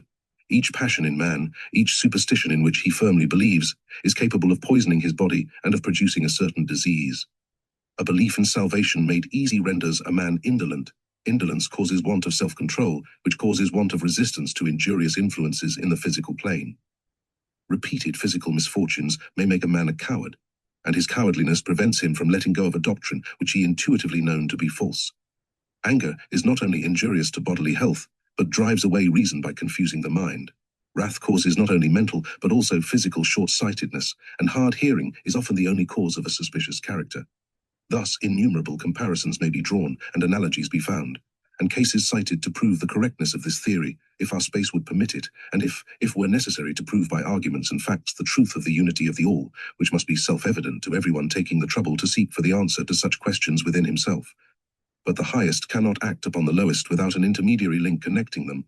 The spirit cannot act upon the body without the connecting link of the soul, nor the soul upon the body except by means of the life. We cannot cook a dish of soup for a starving beggar by means of the fire of love, but love moves the will and induces actions which the mind directs, and thus the soup may be cooked after all, owing to the power of love or charity. The greatest difficulty in the understanding of occult laws arises from the circumstance that we cannot perceive remote causes or seek to connect them with ultimate effects without being able to see through the intricate network of intermediary causes between the two ends. 3. Ens naturae. Diseases which have their origin in certain conditions inherent in the constitution of man. Man is a perfect child of nature. There is not a single essence in his constitution which does not exist in nature, neither is there any substance or power to be found in nature which does not exist in him, either actually or potentially, undeveloped or developed. There are many who say that man is a microcosm, but few understand what this really means. As the world is itself an organism with all its constellations, so is man a constellation, organism, a world in itself, and as the firmament, space of the world is ruled by no creature, so the firmament which is within man, his mind, is not subject to any other creature. This firmament, sphere of mind, in man has its planets and stars, mental states, its exaltations, conjunctions and oppositions, states of feelings, thoughts, emotions, ideas, loves and hates, call them by whatever name you like. And as all the celestial bodies in space are connected with each other by invisible links, so are the organs in man not entirely independent of each other, but depend on each other to a certain extent. His heart is his sun, his brain his moon, the spleen his Saturn, the liver Jupiter, the lungs Mercury, and the kidneys Venus. Man has two kinds of natures. His physical organism is a product of that nature which he received from his terrestrial parents. His mental organization is the result of a higher and quite different kind of evolution.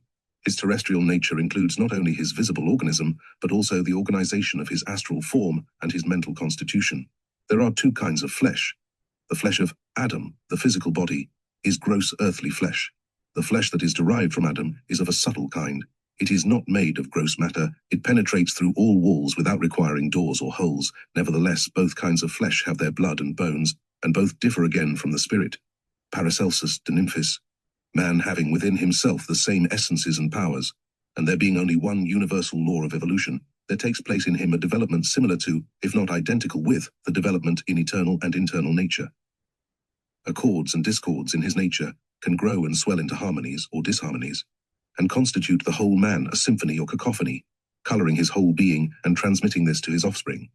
A seed of wheat and a seed of barley resemble each other, and nevertheless wheat grows out of one and barley out of the other. The ovum of a human being shows no essential difference from that of a monkey. Nevertheless, out of the one grows a human being, and out of the other, a monkey. The nature of man is fully expressed in every part of his organism, and in the sperm of the father is contained not only the quality of this or that part of his nature, but the potentiality of the whole. The quality of the constitution of a man determines the length of his natural life. If a child is born, its firmament, astral body and mind, etc. is born with it, containing the 7 principles, of which each has its own potencies and qualities. What is called predestination is only the quality of the powers in man. The weakness or strength of his constitution determines whether his life is to be short or long, according to natural laws. The planets in him run their course, whether he has a long or a short life. Only in the former case, the course of his planets is of a longer, and in the other case, of a shorter duration. The quality of the constitution which a man receives at his birth determines the length of his natural life, just as the quantity of sand in an hour-glass determines the time when it will have run down. Paramirum. The ens naturae therefore refers to those beginnings in man's constitution which are the result of the quality of his body, soul, and mind as he received them from nature, and includes all inherited physical diseases, qualities of temperament and mental peculiarities. For the earthly part of the mind, kama manas, belongs to terrestrial nature, and its tendencies are inherited, while the spiritual part of the mind, manas buddhi, is not inherited from the parents, but belongs to the spiritual man whose parent exists in eternity. This class includes all internal diseases originating from disorders arising among the interaction of the physiological functions of the organs of the body, or of the interaction between these and those of the soul, the emotions and mind thoughts. This system of Paracelsus includes the whole realm of modern physiology and pathology, but it penetrates deeper, for it investigates the functions of soul and mind, and follows the development of an evil desire or thought, until it ultimately finds its expression in an external manifestation of visible pathological states.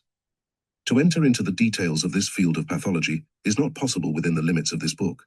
There is no indication that the sympathies and antipathies, in other words the physiological relations existing between the different organs in the human body, are better known at the present time than they were at the time of Paracelsus. On the contrary, he speaks of the currents of the life principle taking place between these organs, while modern anatomy speaks only of nerves, which are in regard to the life fluid what electric wires are in regard to electricity. The heart sends its spiritual power through the whole of the body, as the sun his power to all the planets and earths the moon, the intelligence of the brain, goes to the heart and back again to the brain. The fire, heat, takes its origin in the chemical activity of the organs, the lungs, but pervades the whole body. The liquor vitae, essence of life, is universally distributed and moves, circulates in the body. This humour contains many different powers and cause in him metals, virtues, or vices of various kinds. Paramirum. In regard to this subject, modern medical science says, a wide basis of positive knowledge in regard to this subject does not exist. The physiology of the different departments of the sympathetic system of nerves is now only beginning to shape itself, while on the side of pathology and morbid anatomy, there is even still less of definite knowledge. Thus it happens that for the most part only conjectures, often very insecurely based, are current, or can be said to exist in regard to the dependence of definite sets of symptoms or distinct diseases upon disordered actions or morbid changes occurring in one or other part of the sympathetic system of nerves. H. Charlton Bastian. Both ancient and modern science are right as far as they go, only while modern science pays all of its attention to the forms, organs, nerves, etc., which are merely the products of certain principles and powers, and the instruments for their activity, ancient science deals with these powers themselves, taking only into secondary consideration the visible instruments in and through which they become manifest. Modern science, so to say, studies the muscular movements of a musician. Occult science knows the art of music itself. Material science is the servant mixing the paints for the painter. The true physician is the artist who knows how to paint.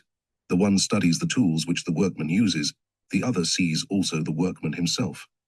These comparisons are not drawn for the purpose of throwing discredit upon modern medical science, nor for the purpose of blaming any modern physician for not employing powers which he does not possess, but for the purpose of indicating that a knowledge of physical phenomena and visible forms is not the limit of all attainable knowledge, and that there exists a higher and more important kind of knowledge based upon a higher perception, such as is attained only through the higher development of the spiritual character of man, which becomes possible only when earthly presumption and vanity are overcome, and when, by stepping up higher, he realizes the nothingness of the terrestrial illusion of self.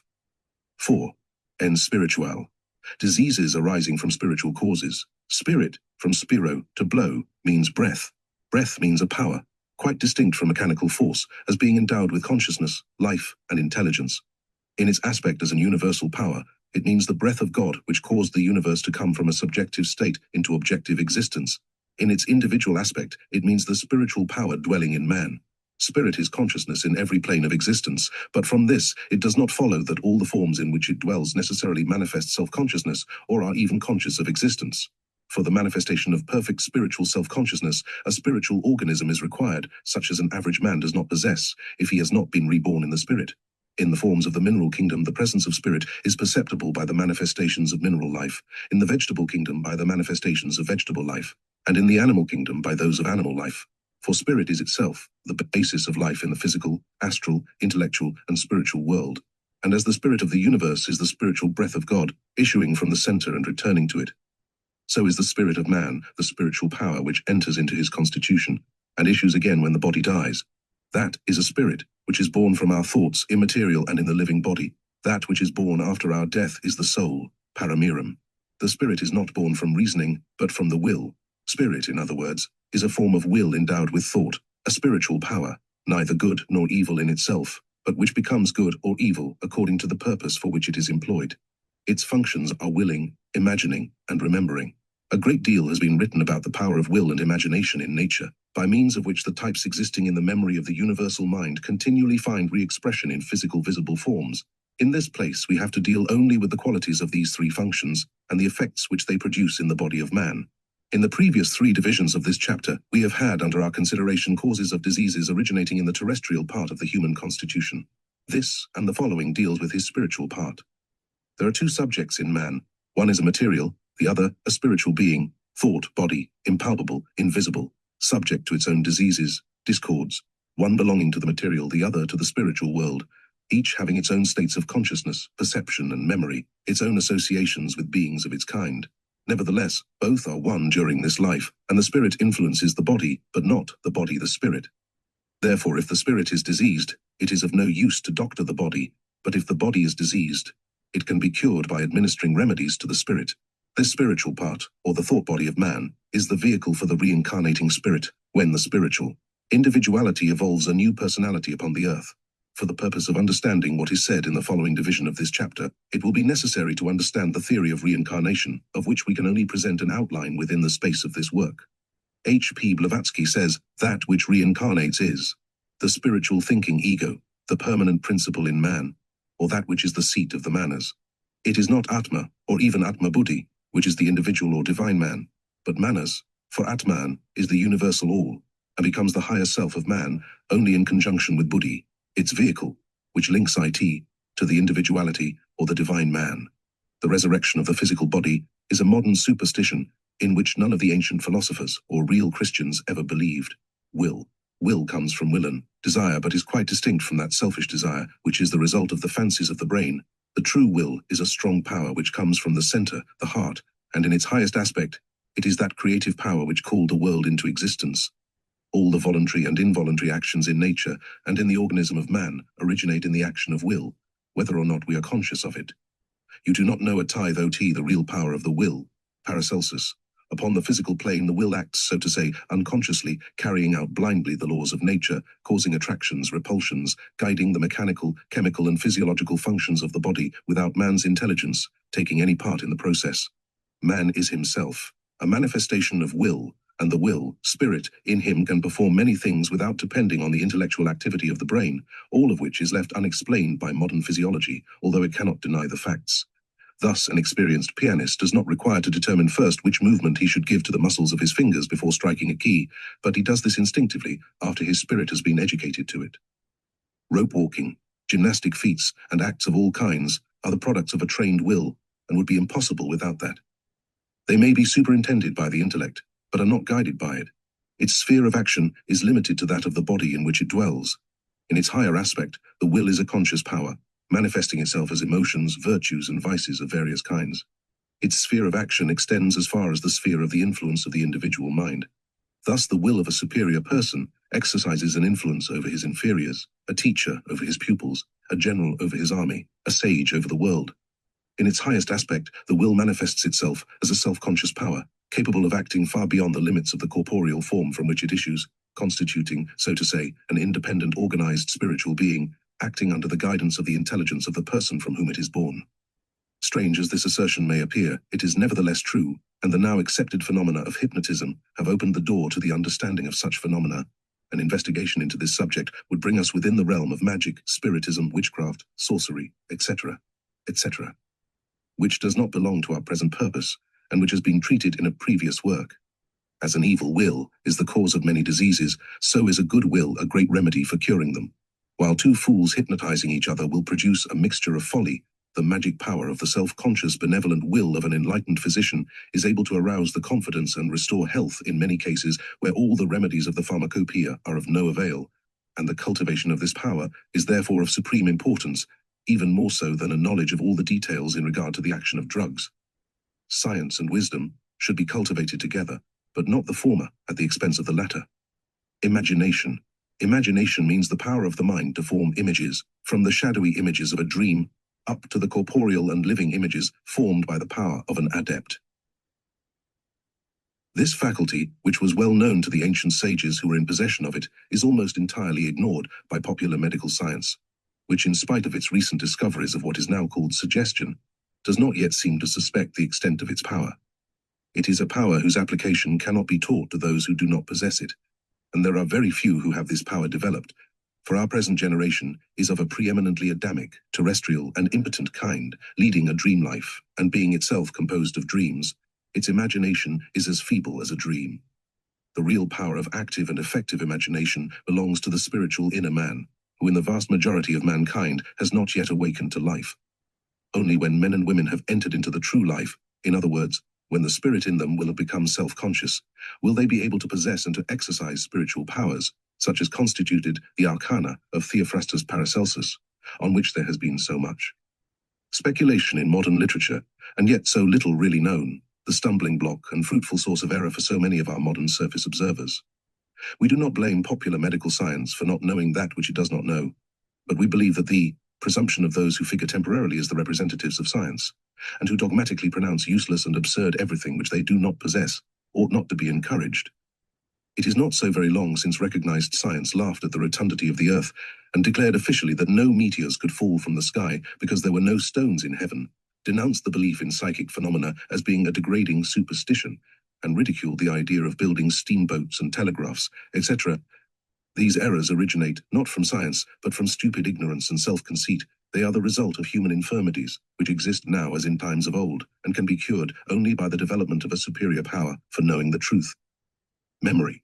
The third great power of the spirit, manifested in the mind, is the power of memory, which is, in fact, the power of man's spirit to visit those places within the sphere of his mind where the impressions of former experiences are preserved, and thus to bring them again within the field of consciousness. Whatever function the physical brain may exercise in using this faculty of the spirit, the brain is no more the memory than the eye the sight. It is merely an instrument for perception, but not the perceiver, nor the object of perception, nor the perception itself. To remember a thing is to see its impression or image in the astral light. To recollect a thing is to gather together one's own attention at the place where its impression is stored up in the mind. And the power which enables a person to do so is the relation which exists between the Creator and his creatures. Man, having formed a thought or idea, or perceived an image, is able to recollect it, because the impression is his creation. Having issued from himself, it is a part of his world. It depends upon the degree of spiritual power of percepton in man, whether he can clearly and vividly see these images in the astral light, or whether they appear to him dim, uncertain, and indistinct.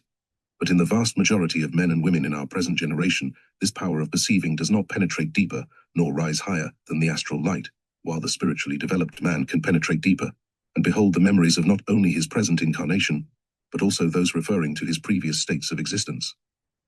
Will, imagination, and memory are the cause of many diseases, and such may be caused by one's perverted use of those faculties, or by being practiced upon another. A thought of any kind, be it wicked or virtuous, if rendered strong and substantial by the consent of the will, becomes born in the inner world as an elemental being, which grows by being cultivated, so that it may ultimately obsess its own father and produce visible effects upon the physical frame. The imagination of animals produces change in the color of their offspring, the imagination of A. Mother can produce marks upon the child. The recollection of evil events and keeping such memories constantly in the mind gives rise to melancholy, ill temper, and despondency, anger, greed, lust, avarice, etc. All forms of evil will produce not only morbid states of the mind, but also certain definite changes in the physical body, all of which offer a vast field for a science of psychology in the future.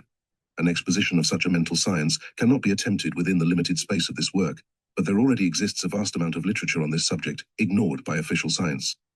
5. Ens Dei, diseases arising from eternal retribution. A definition of the word Deus, God, is an impossibility because it refers to a state beyond the conception of the limited mind. Eckhart says, a God of whom I could conceive would not be a God, but a limited creature. We can therefore only say, God is the universal will in its highest aspect as divine love, which is the supreme law and the life of all things. A necessary consequence of the action of divine law is divine justice, because it would be impossible to imagine how one being could be favored without doing injustice to another, and thus depriving the law of universal divine love of its unity and equality. This divine law of justice, according to which every cause created by a rational being returns with all its effects to its creator, is called in the East the law of karma, and may be translated as the law of eternal retribution. H.P. Blavatsky says, karma is the unerring law which adjusts effect to cause, on the physical, mental, and spiritual planes of being, as no cause remains without its due effect from greatest to least, from a cosmic disturbance down to the movement of your hand, and as like produces like. Karma is that law which adjusts wisely, intelligently, and equitably each effect to its cause, tracing the latter back to its producer.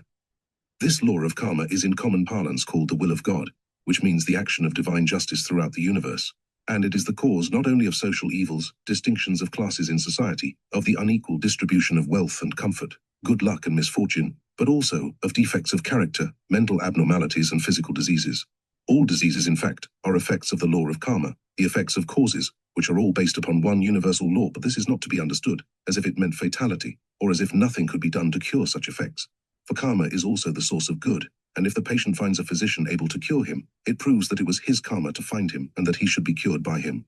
All health and all disease comes from God, who also furnishes the remedy. Each disease is a purgatory, and no physician can effect a cure until the time of that purgatory is over. Ignorant physicians are the devils of that purgatory, but a wise physician, a redeeming angel, and a servant of God. The physician is a servant of nature, and God is its Lord. Therefore, no physician ever performs a cure unless it is the will of God curing the patient through him. Paramir. To know the theory of a thing is a science. To know how to use it successfully is art. It was the view of the ancient philosophers, and it will also be the view of the physician of the future, that medicine is not merely a science but a holy art, and that a mere science without true goodness and wisdom is without real value.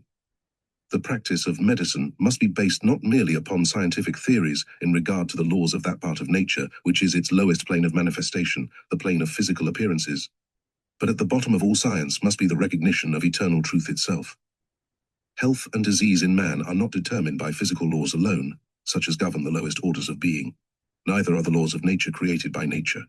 But all natural laws are the outcome of spiritual law acting in nature, and in those kingdoms where intelligence plays a part, where the will begins to become free and individual responsibility takes place, a more direct action of divine law becomes manifest.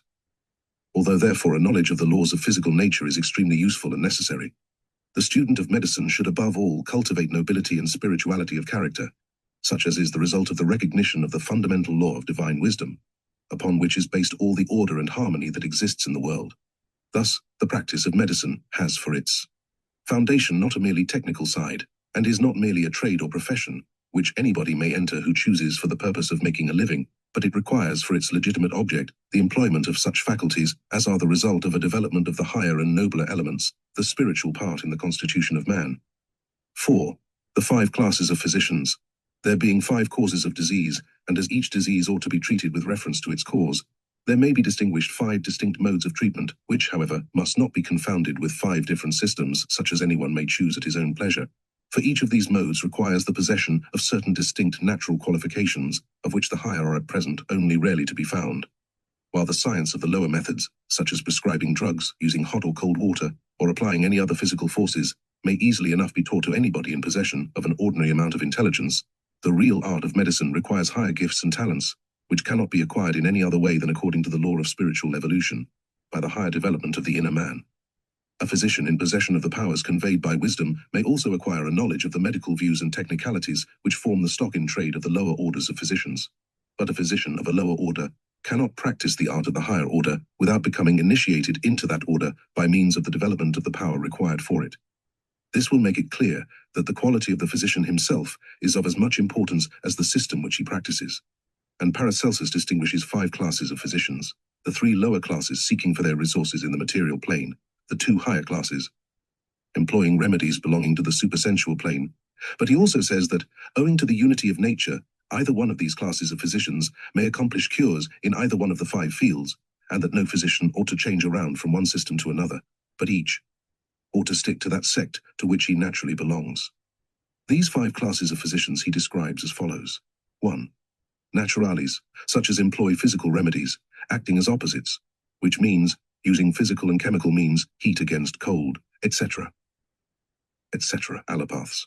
2. Specifici, those who employ certain remedies which experience has shown to act as specified empirics, homoeopaths. 3. Characterales, such as employ the powers of the mind, acting upon the will and imagination of the patient, mental healers, mind cure, mesmerism, INC. 4. Spirituales, those who are in possession of spiritual powers, using the magic power of their own will and thought, magic, psychometry, hypnotism, spiritism, sorcery. 5. Fides, those through whom miraculous works are performed in the power of the true faith, adepts. To which of these 5 sects or faculties a physician belongs, he ought to be thoroughly versed and experienced in that department, having not merely a superficial but a thorough knowledge of it. In whatever faculty one desires to acquire a degree and obtain success, he should, besides regarding the soul and the diseased body of the patient, exert himself to obtain a thorough knowledge of that department, and be taught more by his own intuition and reason than by what the patient can tell him. He ought to be able to recognize the cause and origin of the disease which he treats, and his knowledge ought to be unwavering and not subject to doubts. Paramir. There are therefore in each of these classes 3 grades to be distinguished, namely, 1. Those who possess the full requirements of their art. 2. Those who have attained only mediocrity. 3. Dunces, pretenders, and frauds, to which belong the vast array of licensed and unlicensed quacks, such as thrive upon the ignorance and credulity of the people, and by means of their poisons and drugs kill annually more persons than war, famine, and the plague combined. But neither of these 5 classes of physicians should regard their own system as the only true one, and reject the others or consider them useless, for in each is contained the full and perfect power to cure all diseases that come from either of the 5 causes, and each will be successful, if such is the will of the law. 1. Naturalis. To this class belongs the vast army of what is today usually termed regular practitioners, meaning those who move in the old ruts of official medical science from the more or less progressive physician down to the vendor of drugs. The remedies which they employ belong to the 3 kingdoms of physical nature, and according to the elements which they represent, may be divided as follows. 1. Earth. This includes all mineral, vegetable, and animal substances that may be required for medical purposes, drugs, herbs and their preparations, chemical agents, and c. 2. Water. To this belongs the water cure, hot and cold baths, and whatever may be connected with it. 3. Air. The therapeutic results which can be accomplished by means of inhaling certain gases and vapors are at present comparatively little known, except in so far as changes of climate are resorted to for such purposes. The employment of such things as pure air, sunlight, etc., is far too simple to find full appreciation of its value by a generation whose mode of thinking is too complicated to enable them to perceive simple truths, and is therefore considered to belong rather to hygiene than to therapeutics. 4. Fire. To the agents belonging to this class may be counted any kind of energy, heat and cold, sunlight and the actions of its variously colored rays, physical electricity, mineral magnetism, etc., all of which have thus far received very little attention from modern medicine, while the ancients employed such remedies for the cure of many diseases. 5. Ether. The one element and its action is thus far hardly theoretically admitted by modern science, and practically almost unknown. Only very recently, a great step of progress in this direction has been made by the discovery of the therapeutic action of the solar ether, and by the employment of an apparatus for the employment of its radiations. But the sphere of activity for the natural physician is not limited to the extent of the merely physical plane. If he goes a step higher, he may employ not only the products of life, but the activity of life itself, in a higher form.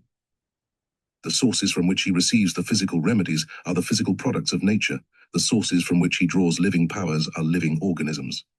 To this department belongs the employment of animal magnetism, the transfer of life, mumia, the transplantation of diseases too, and similar things thoroughly described by Paracelsus, Cornelius Agrippa, and others, but which for our present official medical science do not exist. Even those who employ only gross material principles also employ, without being conscious of it, the higher principles contained therein. For every physical substance, to whatever kingdom in nature it may belong, is an expression of not only one of the 4 elements, but of all 4, and contains all the higher principles. Thus, for instance, it has been shown that the action of certain drugs corresponds to that of the colors which they exhibit in the solar spectrum, corresponds to a certain state of electric tension. Each particle of food proves the presence of the life principle in it. By being nutritious, each poisonous drug acting upon the mind shows thereby that the mind principle therein is in a high state of activity. There is no dead matter in the universe. Each thing is a representation of a state of consciousness in nature, even if its state of consciousness differs from ours, and is therefore beyond the reach of our recognition. Everything is a manifestation of mind, even if does not exhibit any intelligent functions, or what we are capable of recognizing as such. For the comprehension of these things, the position adopted by modern natural science is altogether insufficient, and such a philosophical knowledge is required as shall constitute the first pillar in the temple of medicine. There is a vast field still unexplored by modern medical science, and if things which were known to the ancients are not known at present, it is not because such sciences have never existed, but because they have ceased to be understood owing to the materializing tendency of this age. 2. Specificity. To this class belong all physicians who under certain circumstances employ certain remedies, of which they know from experience that under similar circumstances similar remedies have proved successful. This system may therefore be called empiricism, and it constitutes the greatest part of modern therapeutics, for what little is known today of the physiological and therapeutic actions of medicine is on the whole the result of observation, and not of a knowledge of the fundamental laws of nature which cause medicines to act as they do. Heat is a specific remedy for cold, and moisture for dryness, but even the very opposite remedies often have the same specific effect. Thus, for instance, the pain caused by an inflammation, and the inflammation itself, may be cured by cold, as well as by hot applications to the inflamed part. For in one case, the walls of the blood vessels contract, diminishing the quantity of the blood rushing to them, while in the other case, these vessels dilate, rendering the rush of blood painless and easy. The specific action of chemicals is due to their chemical affinities, harmonies. Thus, the invigorating action resulting from the inhalation of fresh air is caused by the affinity which oxygen has for the carbon in the blood, and by the life principle of the air upon the life principle in the body. Thus, the tubercle bacilli in the lungs may be destroyed by the specific action of certain gases, which, inhaled, form certain chemical compounds with certain elements contained in these microorganisms, and thereby cause their destruction. Everything in the universe takes place for a certain reason, and has a certain specific action depending on certain conditions. If we know the laws and conditions, experience becomes a science, but where our science is blind, experience can be our guide. Like knows like. The physical senses only recognize physical things, but all visible things are an expression of soul. And what can we know about the soul of things if we do not know that soul which is our own? There can be no motion, where there is no emotion to produce it, either directly or indirectly. All motions are manifestations of energy. Energy is a manifestation of consciousness. Consciousness is a state of the mind. Mind is a vehicle for the manifestation of spirit. Spirit is the breath by which the world was created. If the colors of the tatwas and their nature were studied, a new field for medical science would open. It would become possible to explain why a raving maniac kept in a room of blue light will become quieted, and a melancholy person improve in a room filled with red or yellow rags, why a steer will become excited at the sight of red, and a mob infuriated by the sight of blood. Where the laws in consequence of which certain effects occur are unknown, we can only register the facts. If we recognize a truth by experience, we can make use of it, leaving it to skeptical science to arrive at its recognition by hobbling along on its crutches of external observation and inference. These inferences are often drawn from wrong premises, effects mistaken for causes. Drugs administered where the sources of the diseases exist in moral and mental conditions, upon which drugs have no effect, etc., etc. The application of specific remedies therefore requires not merely a knowledge that this or that remedy has effected such and such cures, but also a knowledge of the circumstances in which it will produce such effects again. The real arcanum is the understanding of the relation existing between cause and effect. To those short-sighted practitioners who behold in every disease nothing but the manifestation of a purely physical or chemical cause, and to whom mind, soul, and spirit are terms without meaning or merely physiological functions of unconscious matter, the arcana of such cures will ever remain unknowable mysteries, for they can be known only to those who understand the organization of the inner nature of man.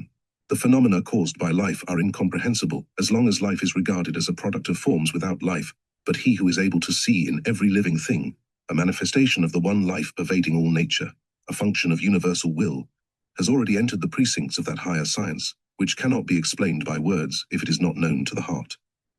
3. Characterales. A physician of this class is the one whose very presence inspires the patient with confidence in recovery. Consciously or unconsciously, such a physician acts upon the two great motive powers in the constitution of the patient, namely his will and his imagination. He who can restore tranquility of the soul by creating confidence, creates the condition required for the cure of the disturbance of the elements producing discord. All the processes taking place in the physical body originate in the unconscious or conscious action of the will and the imagination, to which must be added the power of memory. For the existence of former impressions, either consciously or unconsciously, produces certain states in the imagination, which again determine the direction of will. The average physician often employs these powers unknowingly. A physician of the higher class can employ them intelligently. A sudden strong emotion may in a moment cure a paralytic affection of long standing. A sudden danger arouse the unconscious will. Perhaps in the majority of cases it is not that which the patient takes, but that which he imagines that it will cure him, which effects the cure. And without this power of the imagination, very few medicines would produce any beneficial results.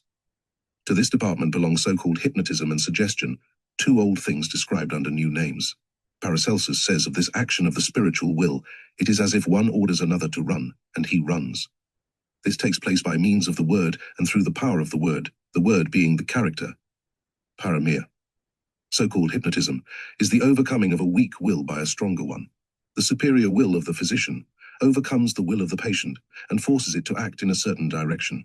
It is an art which is practiced continually and constantly by one half of mankind, on the other half, from the willpower of a general commanding his army down to the unconscious influence unknowingly exercised by one mind over another, without the subject being aware of its source.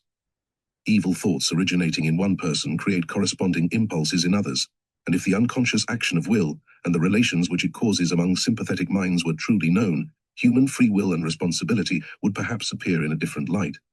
Similar to that is what has been called suggestion, which Paracelsus calls the virtue of the imagination. It is the imagination of one mind overpowering the mind of another and creating therein a corresponding imagination, which is perfectly real to the patient, because it is in reality his own creation produced unconsciously by himself. The visible man has his laboratory, the physical body, and the invisible man is working therein. The sun has his rays which cannot be grasped with the hands, which are nevertheless strong enough to set houses on fire, if gathered by a lens. Imagination in man is like a sun, it acts within his world wherever it may shine. Man is that which he thinks. If he thinks fire, he is all on fire. If he thinks war, he is warring, by the power of thought alone. The imagination becomes a sun. De virtute imaginativa. The imagination becomes strong through the will, and the will becomes powerful through imagination. Either of these two is the life of the other, and if they become one and identical, they constitute a living spirit to which nothing inferior offers resistance.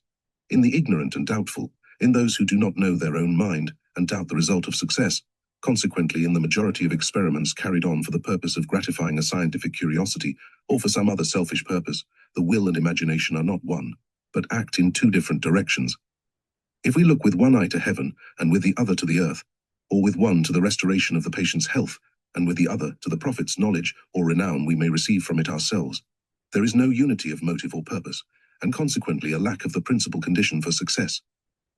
A physician desirous of employing such means should therefore be of such a nobility of character as to be above all selfish considerations, and only intent upon doing his duty according to the commands of divine love. Only that which comes from the heart goes to the heart. The power that comes from the brain alone has no magic effects, unless it becomes united with that which comes from the heart. It resembles the cold and ineffective moonlight, but it becomes a strong power by its union with the sunshine that radiates from the center of the heart.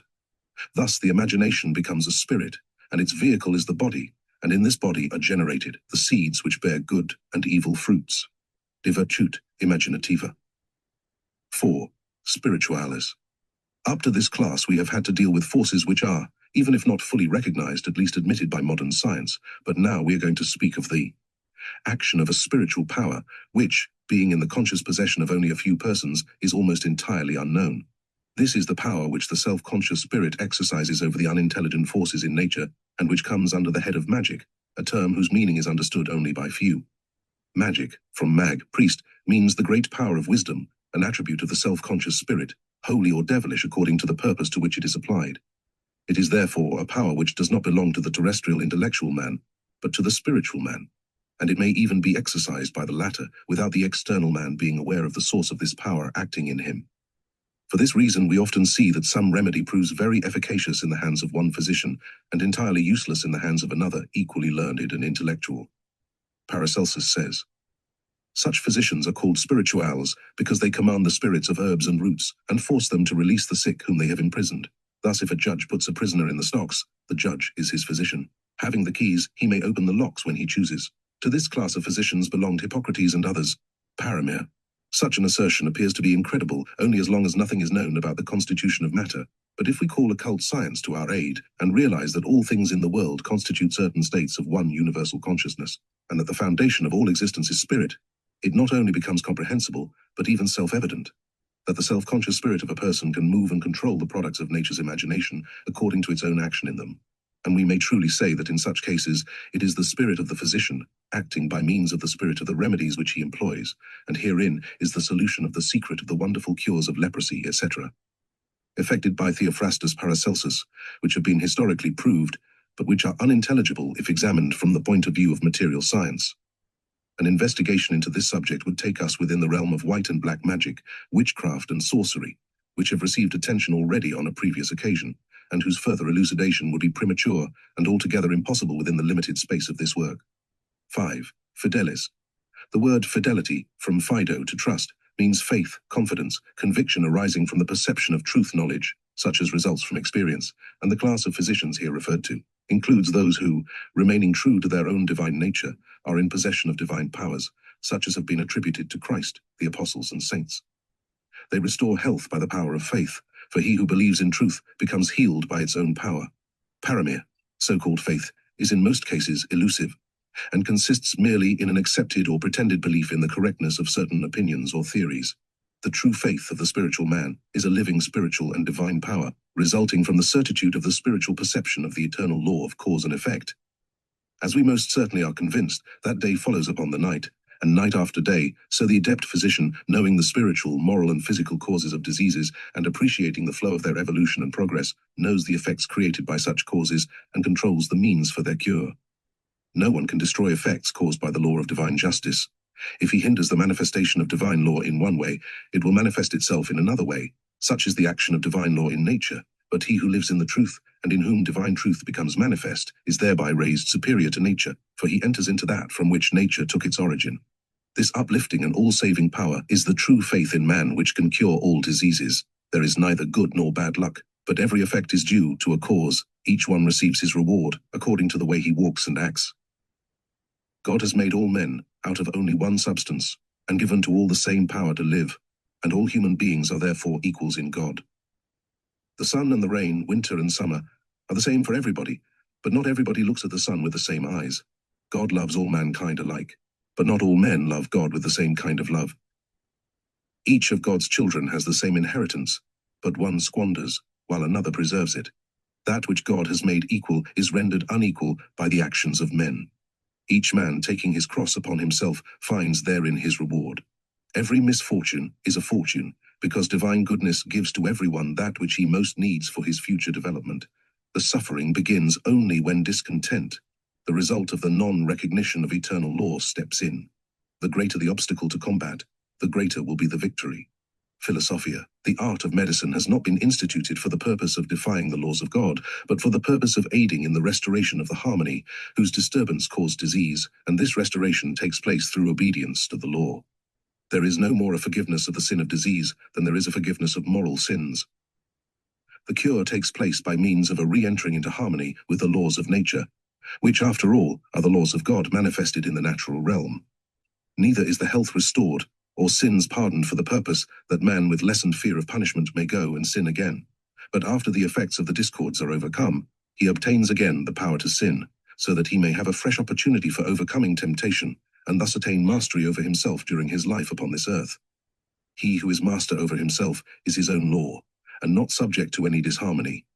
And it is this which Paracelsus expressed in his favorite motto, non sit alterius qui successe potest, which may be translated, he who is master over himself belongs to nothing else but himself. For that self which conquers self is God, the will of divine wisdom, the Lord over all. 6. The physician of the future. There is no doubt that the average physician of the present age occupies on the whole a much higher position than was occupied by the average physician of the last centuries, when the wisdom of the ancients had become a forgotten truth, and modern science was in its infancy. Although there were even during the Middle Ages physicians of deep insight, and in possession of a profound knowledge of the mysteries of nature, such as the modern profession may acquire again by slow growth within the next centuries, the popular medicine of these times was a mixture of ignorance and quackery, the remnants of which are still to be found in our days. Of this class of the physicians of those times, Paracelsus says, there are a great many among them who have no other object but to satisfy their greed, so that one has to be ashamed to belong to a profession in which so much swindling takes place. They speculate on the ignorance of the people, and he who succeeds in amassing the greatest amount of money by robbing them is looked upon as the leading physician. Mutual love and charity is entirely out of fashion, and the practice of medicine is degraded to the standard of a common trade, in which the only object is to take as much money as one can obtain, and those who have the gift of the gab and clamour the loudest succeed best in cheating mankind, for as long as the world is filled with fools, the biggest fool will necessarily be the ruler, if he only succeeds in making himself conspicuous. Defensio. The science of medicine is not to blame for the existence of such a state of things, but it is one of the attributes of human animal nature, and we leave it to the intelligent observer to judge whether this nature has changed a great deal since the time of Paracelsus, or whether there is still an army of quacks, legalized or illegal, who have written the motto Muntus vult decipi, ergo decipiatur, upon their flag. Official science has undoubtedly progressed during this century, but merely intellectual acquisitions do not necessarily make a man wiser. The greatest scoundrels have been men of great intellectuality without spirituality. Wisdom consists in the self-recognition of truth, and there are many who are ever learning and never able to come to the knowledge of truth. This spiritual knowledge does not belong to the faculties of men's lower intellectual nature, but to his higher nature alone, and it is therefore of paramount importance that the development of that higher nature should receive more attention than it is receiving at present. A mere improvement in morals or ethics is quite insufficient for that purpose. Morality is the outcome of reasoning. Spirituality is the superior power, due to the manifestation of self-consciousness on a higher plane of existence, the illumination of the mind and body of man by the power and light of the spirit filling the soul. When spirituality becomes substantial in man, then only will his knowledge be of a substantial kind. This spiritual substantiality, or in other words, the realization of the highest ideal, is the work of the gradual evolution of mankind, which, as has been said by the ancient alchemists, may require for its accomplishment thousands of ages, but which can also be accomplished in a moment of time. It is not a product of man's labor, but of the descent of the light of divine truth, the grace of God which will come to everyone, whenever he is ready to receive it. It is, therefore, not dependent on anyone's willing or running, but on the action of the spirit of the true divine self, which is ever striving to become manifest in man. This interior development is not the consequence of the acquisition of any new theories in regard to the nature of the constitution of man, but takes place through the overcoming of the lower elements in his nature, by means of which his higher nature can become manifest. But in order to induce and enable him to employ his powers intelligently for the purpose of conquering his lower nature, he should learn to know theoretically his own constitution and the nature of the higher powers in him. These are the elements of that higher science, which the physician of the future will have to learn, first theoretically and afterwards in their practical application. Without a spiritual recognition of the fundamental principles of nature, a seeking from a superficial point of view for a discovery of the mysteries of being is like an unfruitful wandering in a fog. It resembles a search from the periphery of a sphere of unknown extent for a center whose locality is unknown, while if we have once a correct conception of the situation of that shining center, its light will act as a guiding star in our wanderings through the fogs which pervade the realm of phenomena. Science comes from man, wisdom belongs to God. Of sciences there are many, wisdom is only one. The sciences should be cultivated, but wisdom not be neglected, for without wisdom no true science can exist. Nothing real is of ourselves. We do not belong to ourselves, but we belong to God. Therefore, we must try to find in ourselves that which is of God. It is His and not ours. He has made a body for us and given us life and wisdom in addition to it, and from these come all things. We should learn to know the object of our existence and the reason why man has a soul and what is the will of God that he should do. A study of terrestrial man will never reveal the secret and object of his existence and the reason why he is in the world. But if we once know his Creator, we shall also know the qualities of his child, for he who knows the Father knows also the Son, because the Son inherits the nature of the Father. Each man has the same amount of truth given to him by God, but not everyone recognizes that which he has received. He who sleeps knows nothing. He who lives an idle life does not know the power which is in him and wastes his time. Man is so great and noble that he bears the image of God and is an heir to the kingdom of God. God is supreme truth, and the devil is supreme falsehood. Falsehood cannot know truth. Therefore, if man wants to come into possession of truth, he must know the wisdom which he has received from God. Cleverness belongs to the animal nature, and in regard to many scientific acquisitions, animals are superior to man, but the understanding is an awakening which cannot be taught by man. That which one person learns from another is nothing unless there is an awakening. A teacher can put no knowledge into his pupil. He can only aid in the awakening of the knowledge which is already in him. De fundamento sapiential. Wisdom is the recognition of God. God is the truth. The knowledge of one's own true self is divine wisdom. He who knows his true self knows the divine powers belonging to his God. God is wisdom. He is not a sage or an artist. He is for himself, absolute, but all wisdom and art is born from him. If we know God, we also know his wisdom and art. In God all is one and no pieces. He is the unity, the one in everything. A science dealing only with a piece of the whole and losing sight of the whole to which it belongs is abortive and not in possession of truth. He who sees in God nothing but truth and justness sees rightly. All wisdom belongs to God. That which is not of God is a bastard. Therefore the kingdoms of this world fall to pieces, scientific systems change, man-made laws perish, but the recognition of eternal truth is eternal. He who is not a bastard of wisdom, but a true son of the Father, is in possession of wisdom. This wisdom is that we live in regard to each other as the angels live, and if we live like the angels, they will become our own self, so that nothing divides us from them but the physical form. And as all wisdom and art is with the angels, so it will be with us. The angels are the powers through which the will of God is executed. If the will of God is executed through us, we shall be his angels ourselves. The will of God cannot be performed through us unless we are ourselves after the will of God. A fool, or a dunce, or a greedy person is not after the will of God. How could that will be executed through him? It is of little use to believe that Solomon was wise, if we are not wise ourselves. We are not born for the purpose of living in ignorance, but that we should be like the Father, and that the Father may recognize himself in the Son. We are to be lords over nature, and not nature be lord over us. This is spoken of the angelic man, Buddhi, in whom we shall live, and through whom we shall see that all our doing and leaving undone, all our wisdom and art is of God. De fundamento sapientiae.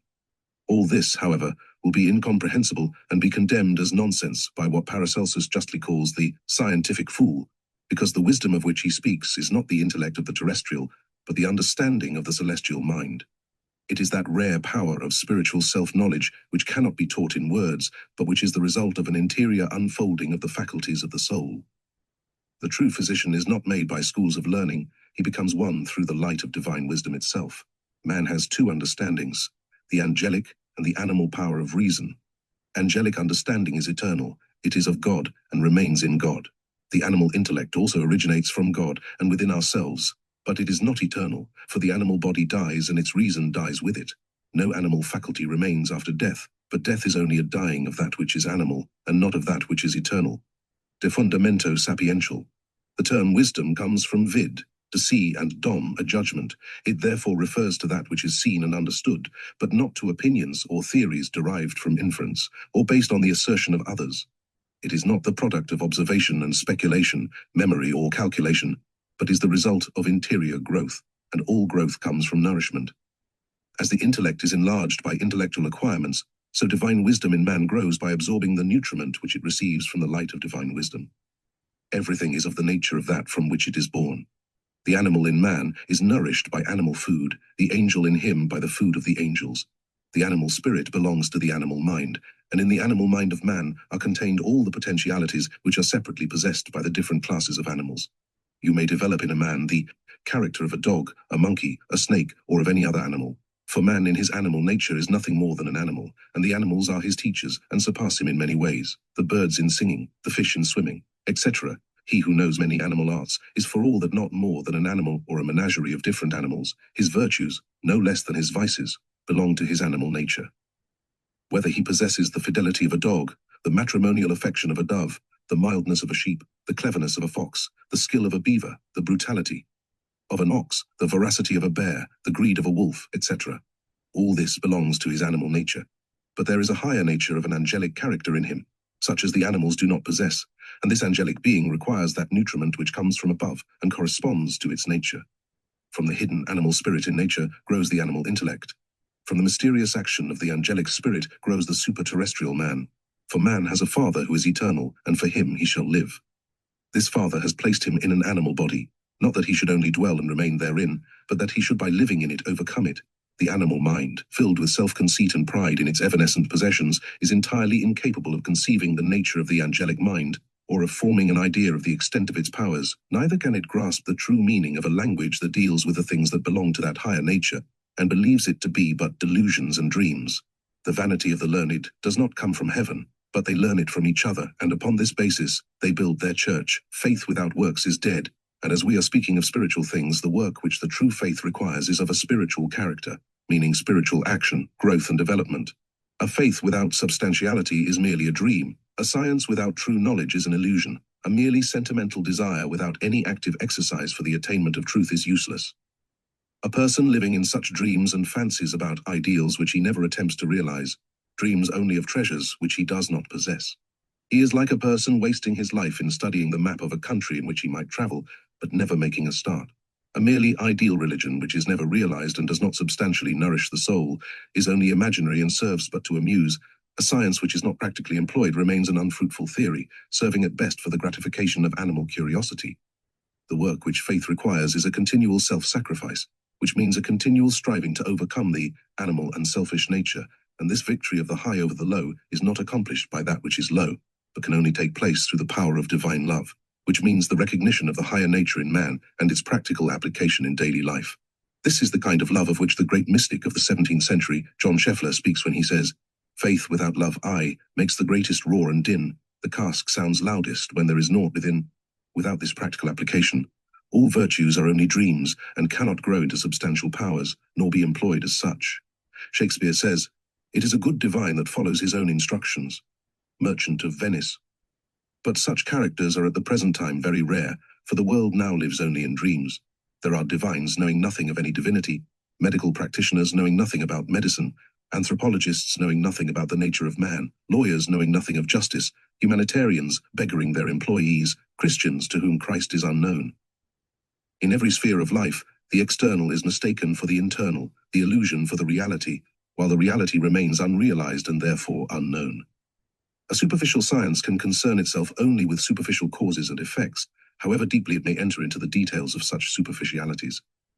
The mysterious powers in nature, the intelligent forces in man, are at present almost entirely unknown, and there is no other way of penetrating into the deeper secrets of nature except by the development of the higher nature of man. In ancient times, the physician was considered sacred and belonged to the priesthood, not to a priesthood appointed only by man, but to a strong and real priesthood anointed by God. The physician of the future will be again a king and a priest, for only he who is not merely nominally but truly divine can be in possession of divine powers. In him, the triangular pyramid consisting of science, religion, and art will culminate in one point called self-knowledge or divine wisdom, where man himself becomes identified with that superior light and intelligence, his true self, of whose ray his personality is a vehicle, image, and symbol. There is a long and weary road to be traveled, yet before mankind will arrive at this summit of perfection, and the goal is so far away that only few are able to see it, while to many it will be an apparently unrealizable ideal, and, like a mountain peak lost in the clouds, inconceivable. But the ideal exists, and the clouds that hinder us from seeing it are our own errors and misconceptions. It remains with ourselves to clear them away. We ourselves, by the power of so much of the perception of truth as we have already received, and which has become our own, have it within our reach to overcome the darkness and open our minds to the influence of the light. But the light itself we cannot create or manufacture. It is not the product of our calculations, influences, and theories. The truth is self-existent, eternal. It may be perceived, but it cannot be made. The reason why so few can realize the meaning of the term self-knowledge is that the knowledge obtained in our schools is exclusively of an artificial kind. We read that which other men have believed and known, and we imagine we know it. We fill our minds with the thoughts of others, and find little time to think for ourselves. We seek to arrive at a conviction of the existence of this or that object by means of arguments and inferences, while we refuse to open our eyes and to see ourselves the very thing about whose existence we argue. Thus, from a theosophical point of view, we should appear to a higher being like a nation of people with closed eyes arguing about the existence of the sun and unable or unwilling to look at it for ourselves.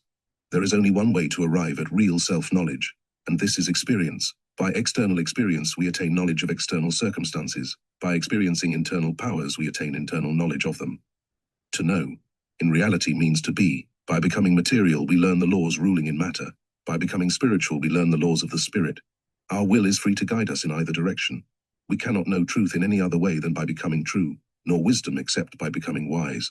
We can know any external or internal power, be it heat or light, love or justice, only by the effects which we experience from its action, upon or within our own self. Man's life in his present condition resembles a dream, and the dreams of humanity as a whole, no less than those of the individual, repeat themselves over and over again. They come and go and come again, appearing perhaps in changed forms, like clouds floating upon the sky and assuming different shapes, but representing the old, ever-returning illusions. While above them, unseen and unknown, shines the sunlight of eternal, unchanging truth, whose presence may be felt like the warm rays of the sun penetrating the clouds, but which to be known requires to be seen. The temple of nature is open to everyone who is able to enter. Its light is free to everyone who is able to see. Everything is a manifestation of truth, but it requires the presence of truth in ourselves to enable us to perceive it. That which hinders us from entering the temple of nature, from seeing the light and perceiving the truth, are the shadows which we ourselves have created. The real object of the lights kindled by science is not to reveal the truth, which requires no artificial light to be seen, and whose own light is quite sufficient for that purpose, but to destroy the fogs which hinder us from seeing the truth. No one would think of examining the sun by the light of a candle, but the candle light may guide us through the dark passages of the labyrinth of matter to the door which opens upon the surface, where after the daylight is seen, artificial help is no longer required. But as in seeking our way through a tunnel, the best guide is the light that shines from afar through the entrance, so a perception of truth in the heart is the only reliable guiding star in the labyrinth of ever-changing illusions. All the scientific lights in which this light of eternal truth is not reflected, however radiant they may be, are only so many will-o'-the-wisps misleading the wanderer. All scientific theories and hypotheses based upon a non-recognition of the inner constitution of man and denying his super-terrestrial origin are founded on a misconception of truth. Such opinions are continually subject to change, and no new theory of that kind exists at present which has not existed in some similar shape before. But the truth itself is independent of these opinions. It has always existed, and there have always been some who were capable of recognizing it, and others who, unwilling or unable to see it, base their knowledge upon misconceptions and superstitious beliefs founded upon other men's assertions. Modern medical science, with all its modern aids and paraphernalia, has only succeeded in working itself up to a more detailed knowledge of some less important phenomena in the kingdom of matter. while a great number of far more important things that were known to the ancients have been forgotten. As to the power of the soul over the body, tremendous as it is, almost nothing is known, because the souls of those who live entirely in the kingdom of speculations evolved by their brain are asleep and unconscious. An unconscious soul can no more exert any power than an unconscious body. Its motions can at best be instinctive, because deprived of the light of intelligence. It is far more important to the progress of real science that the soul of man should awaken to a recognition of its own higher nature, than that the treasures of a science dealing with the illusions of life should be enriched by any new theories in which there is no recognition of the one foundation of truth. All that any sound theory or any reliable book can possibly do is to displace a false theory which prevents man from seeing correctly. But the truth itself can be exhibited or revealed by no man and no theory. It can be seen only by the eye of the true understanding when it reveals itself in its own light. It has been said that it is not within the reach of science to enter the realm of noumena, which underlie all phenomena, and are their cause of manifestation, but without a recognition of the noumenon from which all phenomena spring, a true science from Scio, to know will be as impossible as a system of mathematics, with an ignoring of the existence of the number one, from which all other numbers take their origin, and without which no number exists. The soul in us is fundamentally identical with the one from which all phenomena originate. The soul which is, can know that which is, while that in us which merely appears to be, belongs to, and deals with the realm of appearances.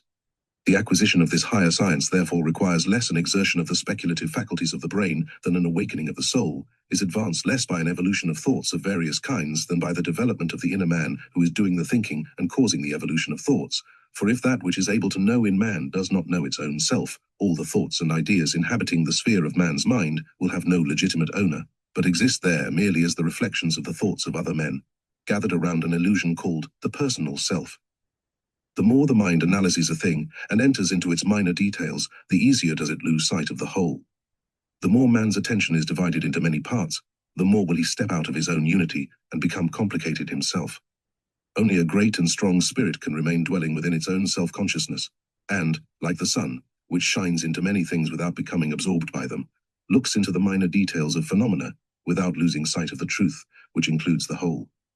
The most simple truths are usually the ones which are the most difficult to be grasped by the learned, because the perception of a simple truth requires a simple mind. In the kaleidoscope of ever-varying phenomena, the underlying truth cannot be seen upon the surface. As the intellect becomes more and more immersed in matter, the eye of the spirit becomes closed. Truths which in times of old were self-evident have now been forgotten, and even the meaning of the terms signifying spiritual powers has become lost in proportion as mankind has ceased to exercise these powers. Owing to the conceit of our age of selfishness, which seeks to drag spiritual truths down to the scientific conception of a narrow-sighted animal rationalism, instead of rising up to their level, the character of modern popular science is shown in the amount of cleverness with which illusory self-interests are protected. Faith, the all-saving power of spiritual knowledge, is believed to be superstition, benevolence. Folly, love means selfish desires, hope is now greed, life the creation of a mechanical process, soul a term without meaning, spirit a non-entity, matter a thing of which nothing is known, etc. All this has been written to no purpose, if we have not succeeded in making it clear that real progress in the knowledge of human nature is only possible by means of a higher development of the inner nature of the physician himself. No one can attain any real knowledge of man's higher state unless he attains to it himself by purity of motive and nobility of character. Only by recognizing his body as a vehicle for the development and manifestation of a superior intelligence will he be able to realize the meaning of the words of Carlyle, who tells us that man in his innermost nature is a divine being, and that whoever puts his hand upon a human form touches heaven. Wisdom must be the master, science the servant. Science is the handmaid of wisdom, wisdom the queen. Science is a product of man's imagination, wisdom the spiritual recognition of truth. Material science is a product of the essentially selfish desire to know. Wisdom recognizes no separation of interests. It is the self-recognition of universal and eternal truth in man. Science, guided by wisdom, can enter into the deepest mysteries of universal being by entering into the unity of the all. But if science attempts to employ wisdom for the gratification of curiosity or other selfish ends, it is in opposition to wisdom and becomes folly. Therefore, a favorite motto of the ancient Rosicrucians, of which Theophrastus Paracelsus was one, but which is understood by only a few, said, "I know nothing, I desire nothing, I love nothing, I enjoy nothing in heaven or upon the earth but Jesus Christ and him crucified." This did not mean that they resolved to remain ignorant or to lose themselves in pious reveries and dreams of past events, for Paracelsus also said, God does not desire us to be ignorant blockheads and stupid fools, but it meant that they had given up the whole of the illusion of self, with all its necessarily elusive knowledge, desires, attractions and joys, and entered into the consciousness of that divine intelligence which during this earth life is as it were crucified in man, and by entering into the higher spiritual state they had become one with him, who is himself the truth in themselves and the source of all knowledge in heaven and upon the earth. Forever the truth shines in the eternal kingdom of light, but the world of mind, wherein our terrestrial nature moves, has its astrological laws, comparable to those that rule in the visible world and are known to astronomy. As the earth recedes from the sun in wintertime and approaches it in the summer, so the spiritual evolution of man has its periods of spiritual enlightenment and of mental darkness, and there are little periods within the large periods, as here are days and nights in the year. Man, whether considered as representing humanity as a whole, a nation of people, a family, or an individual, resembles a planet revolving around its own axis between the two poles of birth and decay. That which is uppermost turns down, and that which is below rises again to the surface. Truths disappear and are forgotten, only to reappear again, embodied in new and perhaps improved forms. Civilizations, systems of philosophy, religion and science come and go and come again. The absurdities of fashion that have been the pride of our parents and were laughed at by us become again the objects of admiration for our children, and the forgotten wisdom of the past will be again the wisdom of future generations. Thus, the wheel would ever revolve in a circle. There would be no progress and no object of life, if the presence of the eternal Sun of divine wisdom acting upon. The center of the wheel did not attract it towards itself, and thus in the course of ages gradually transformed the circular motion into a spiral gyration. At every turn of the great wheel, its axis moves imperceptibly a little nearer to the source of all life, although every period of evolution begins again at the foot of the ladder. The ladder upon which we are climbing stands perhaps upon a little higher ground than the one upon which our ancestors climbed, or which we climbed ourselves during previous incarnations, but there are many steps upon it which our forefathers have ascended and which we shall have to reach. The science of medicine forms no exception to this general rule, and we may safely assert that the system of medicine of Theophrastus Paracelsus, in its recognition of fundamental laws of nature, is of such a high character that it will be for the medical science of the coming centuries to grow up to its understanding. Nor will this advance in science be possible without a corresponding development, and this development will be inaugurated by a correct conception of the constitution of man. While modern medical science has become degraded almost into a mere trade, flourishing under the protection of its self-interests which it receives from governments, the medicine of the ancients was a holy art, requiring no artificial protection, because, standing upon its own merit, it rested upon its own success. The adept physicians of the past performed cures which, whenever exceptionally performed at present, are called miraculous, and their possibility is denied by the majority of the learned because they are not in possession of the spiritual powers required for their accomplishment, and consequently cannot conceive of the existence of such powers. Where is the physician of the present day who knows the extent of the power of the spiritually awakened while acting at a distance of thousands of miles, or the power which human thought can exercise over the imagination of nature?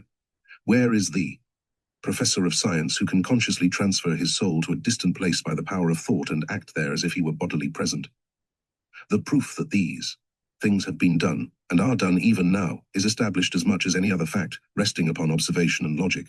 Nevertheless, it is popularly considered scientific to deny such facts and to treat the theory which explains them with contempt. The finer forces of nature are so thoroughly unknown to gross material minds that to mention their existence raises a roar of merriment among those who, being ignorant of the extent of the powers hidden in the constitution of man, require a sledgehammer to kill a fly and a cannon to shoot at a sparrow. While the eyes of material science are directed downwards, seeking within the bowels of matter and finding only perishing treasures, the sentimental idealist revels in dreams without substance. Being habituated to objective contemplation, the idealist obtains nothing real, for keeping distant from the object of his research for the purpose of seeing it objectively, he prevents himself from becoming identified with that object, and he cannot have any self-knowledge of that which he is not himself. Neither can the materialist who denies the existence of spirit in the universe have any real knowledge, for he ignores that which alone is real and deals only with the relations existing between phenomena which the unknown spirit produces. Real knowledge such as is the product not of mere knowing, but of becoming, ought to be the basis of all true science. This it is which constitutes the Theosophia, or self-recognition of truth, which will be the guiding star of the physician in the future, as it has been in the past.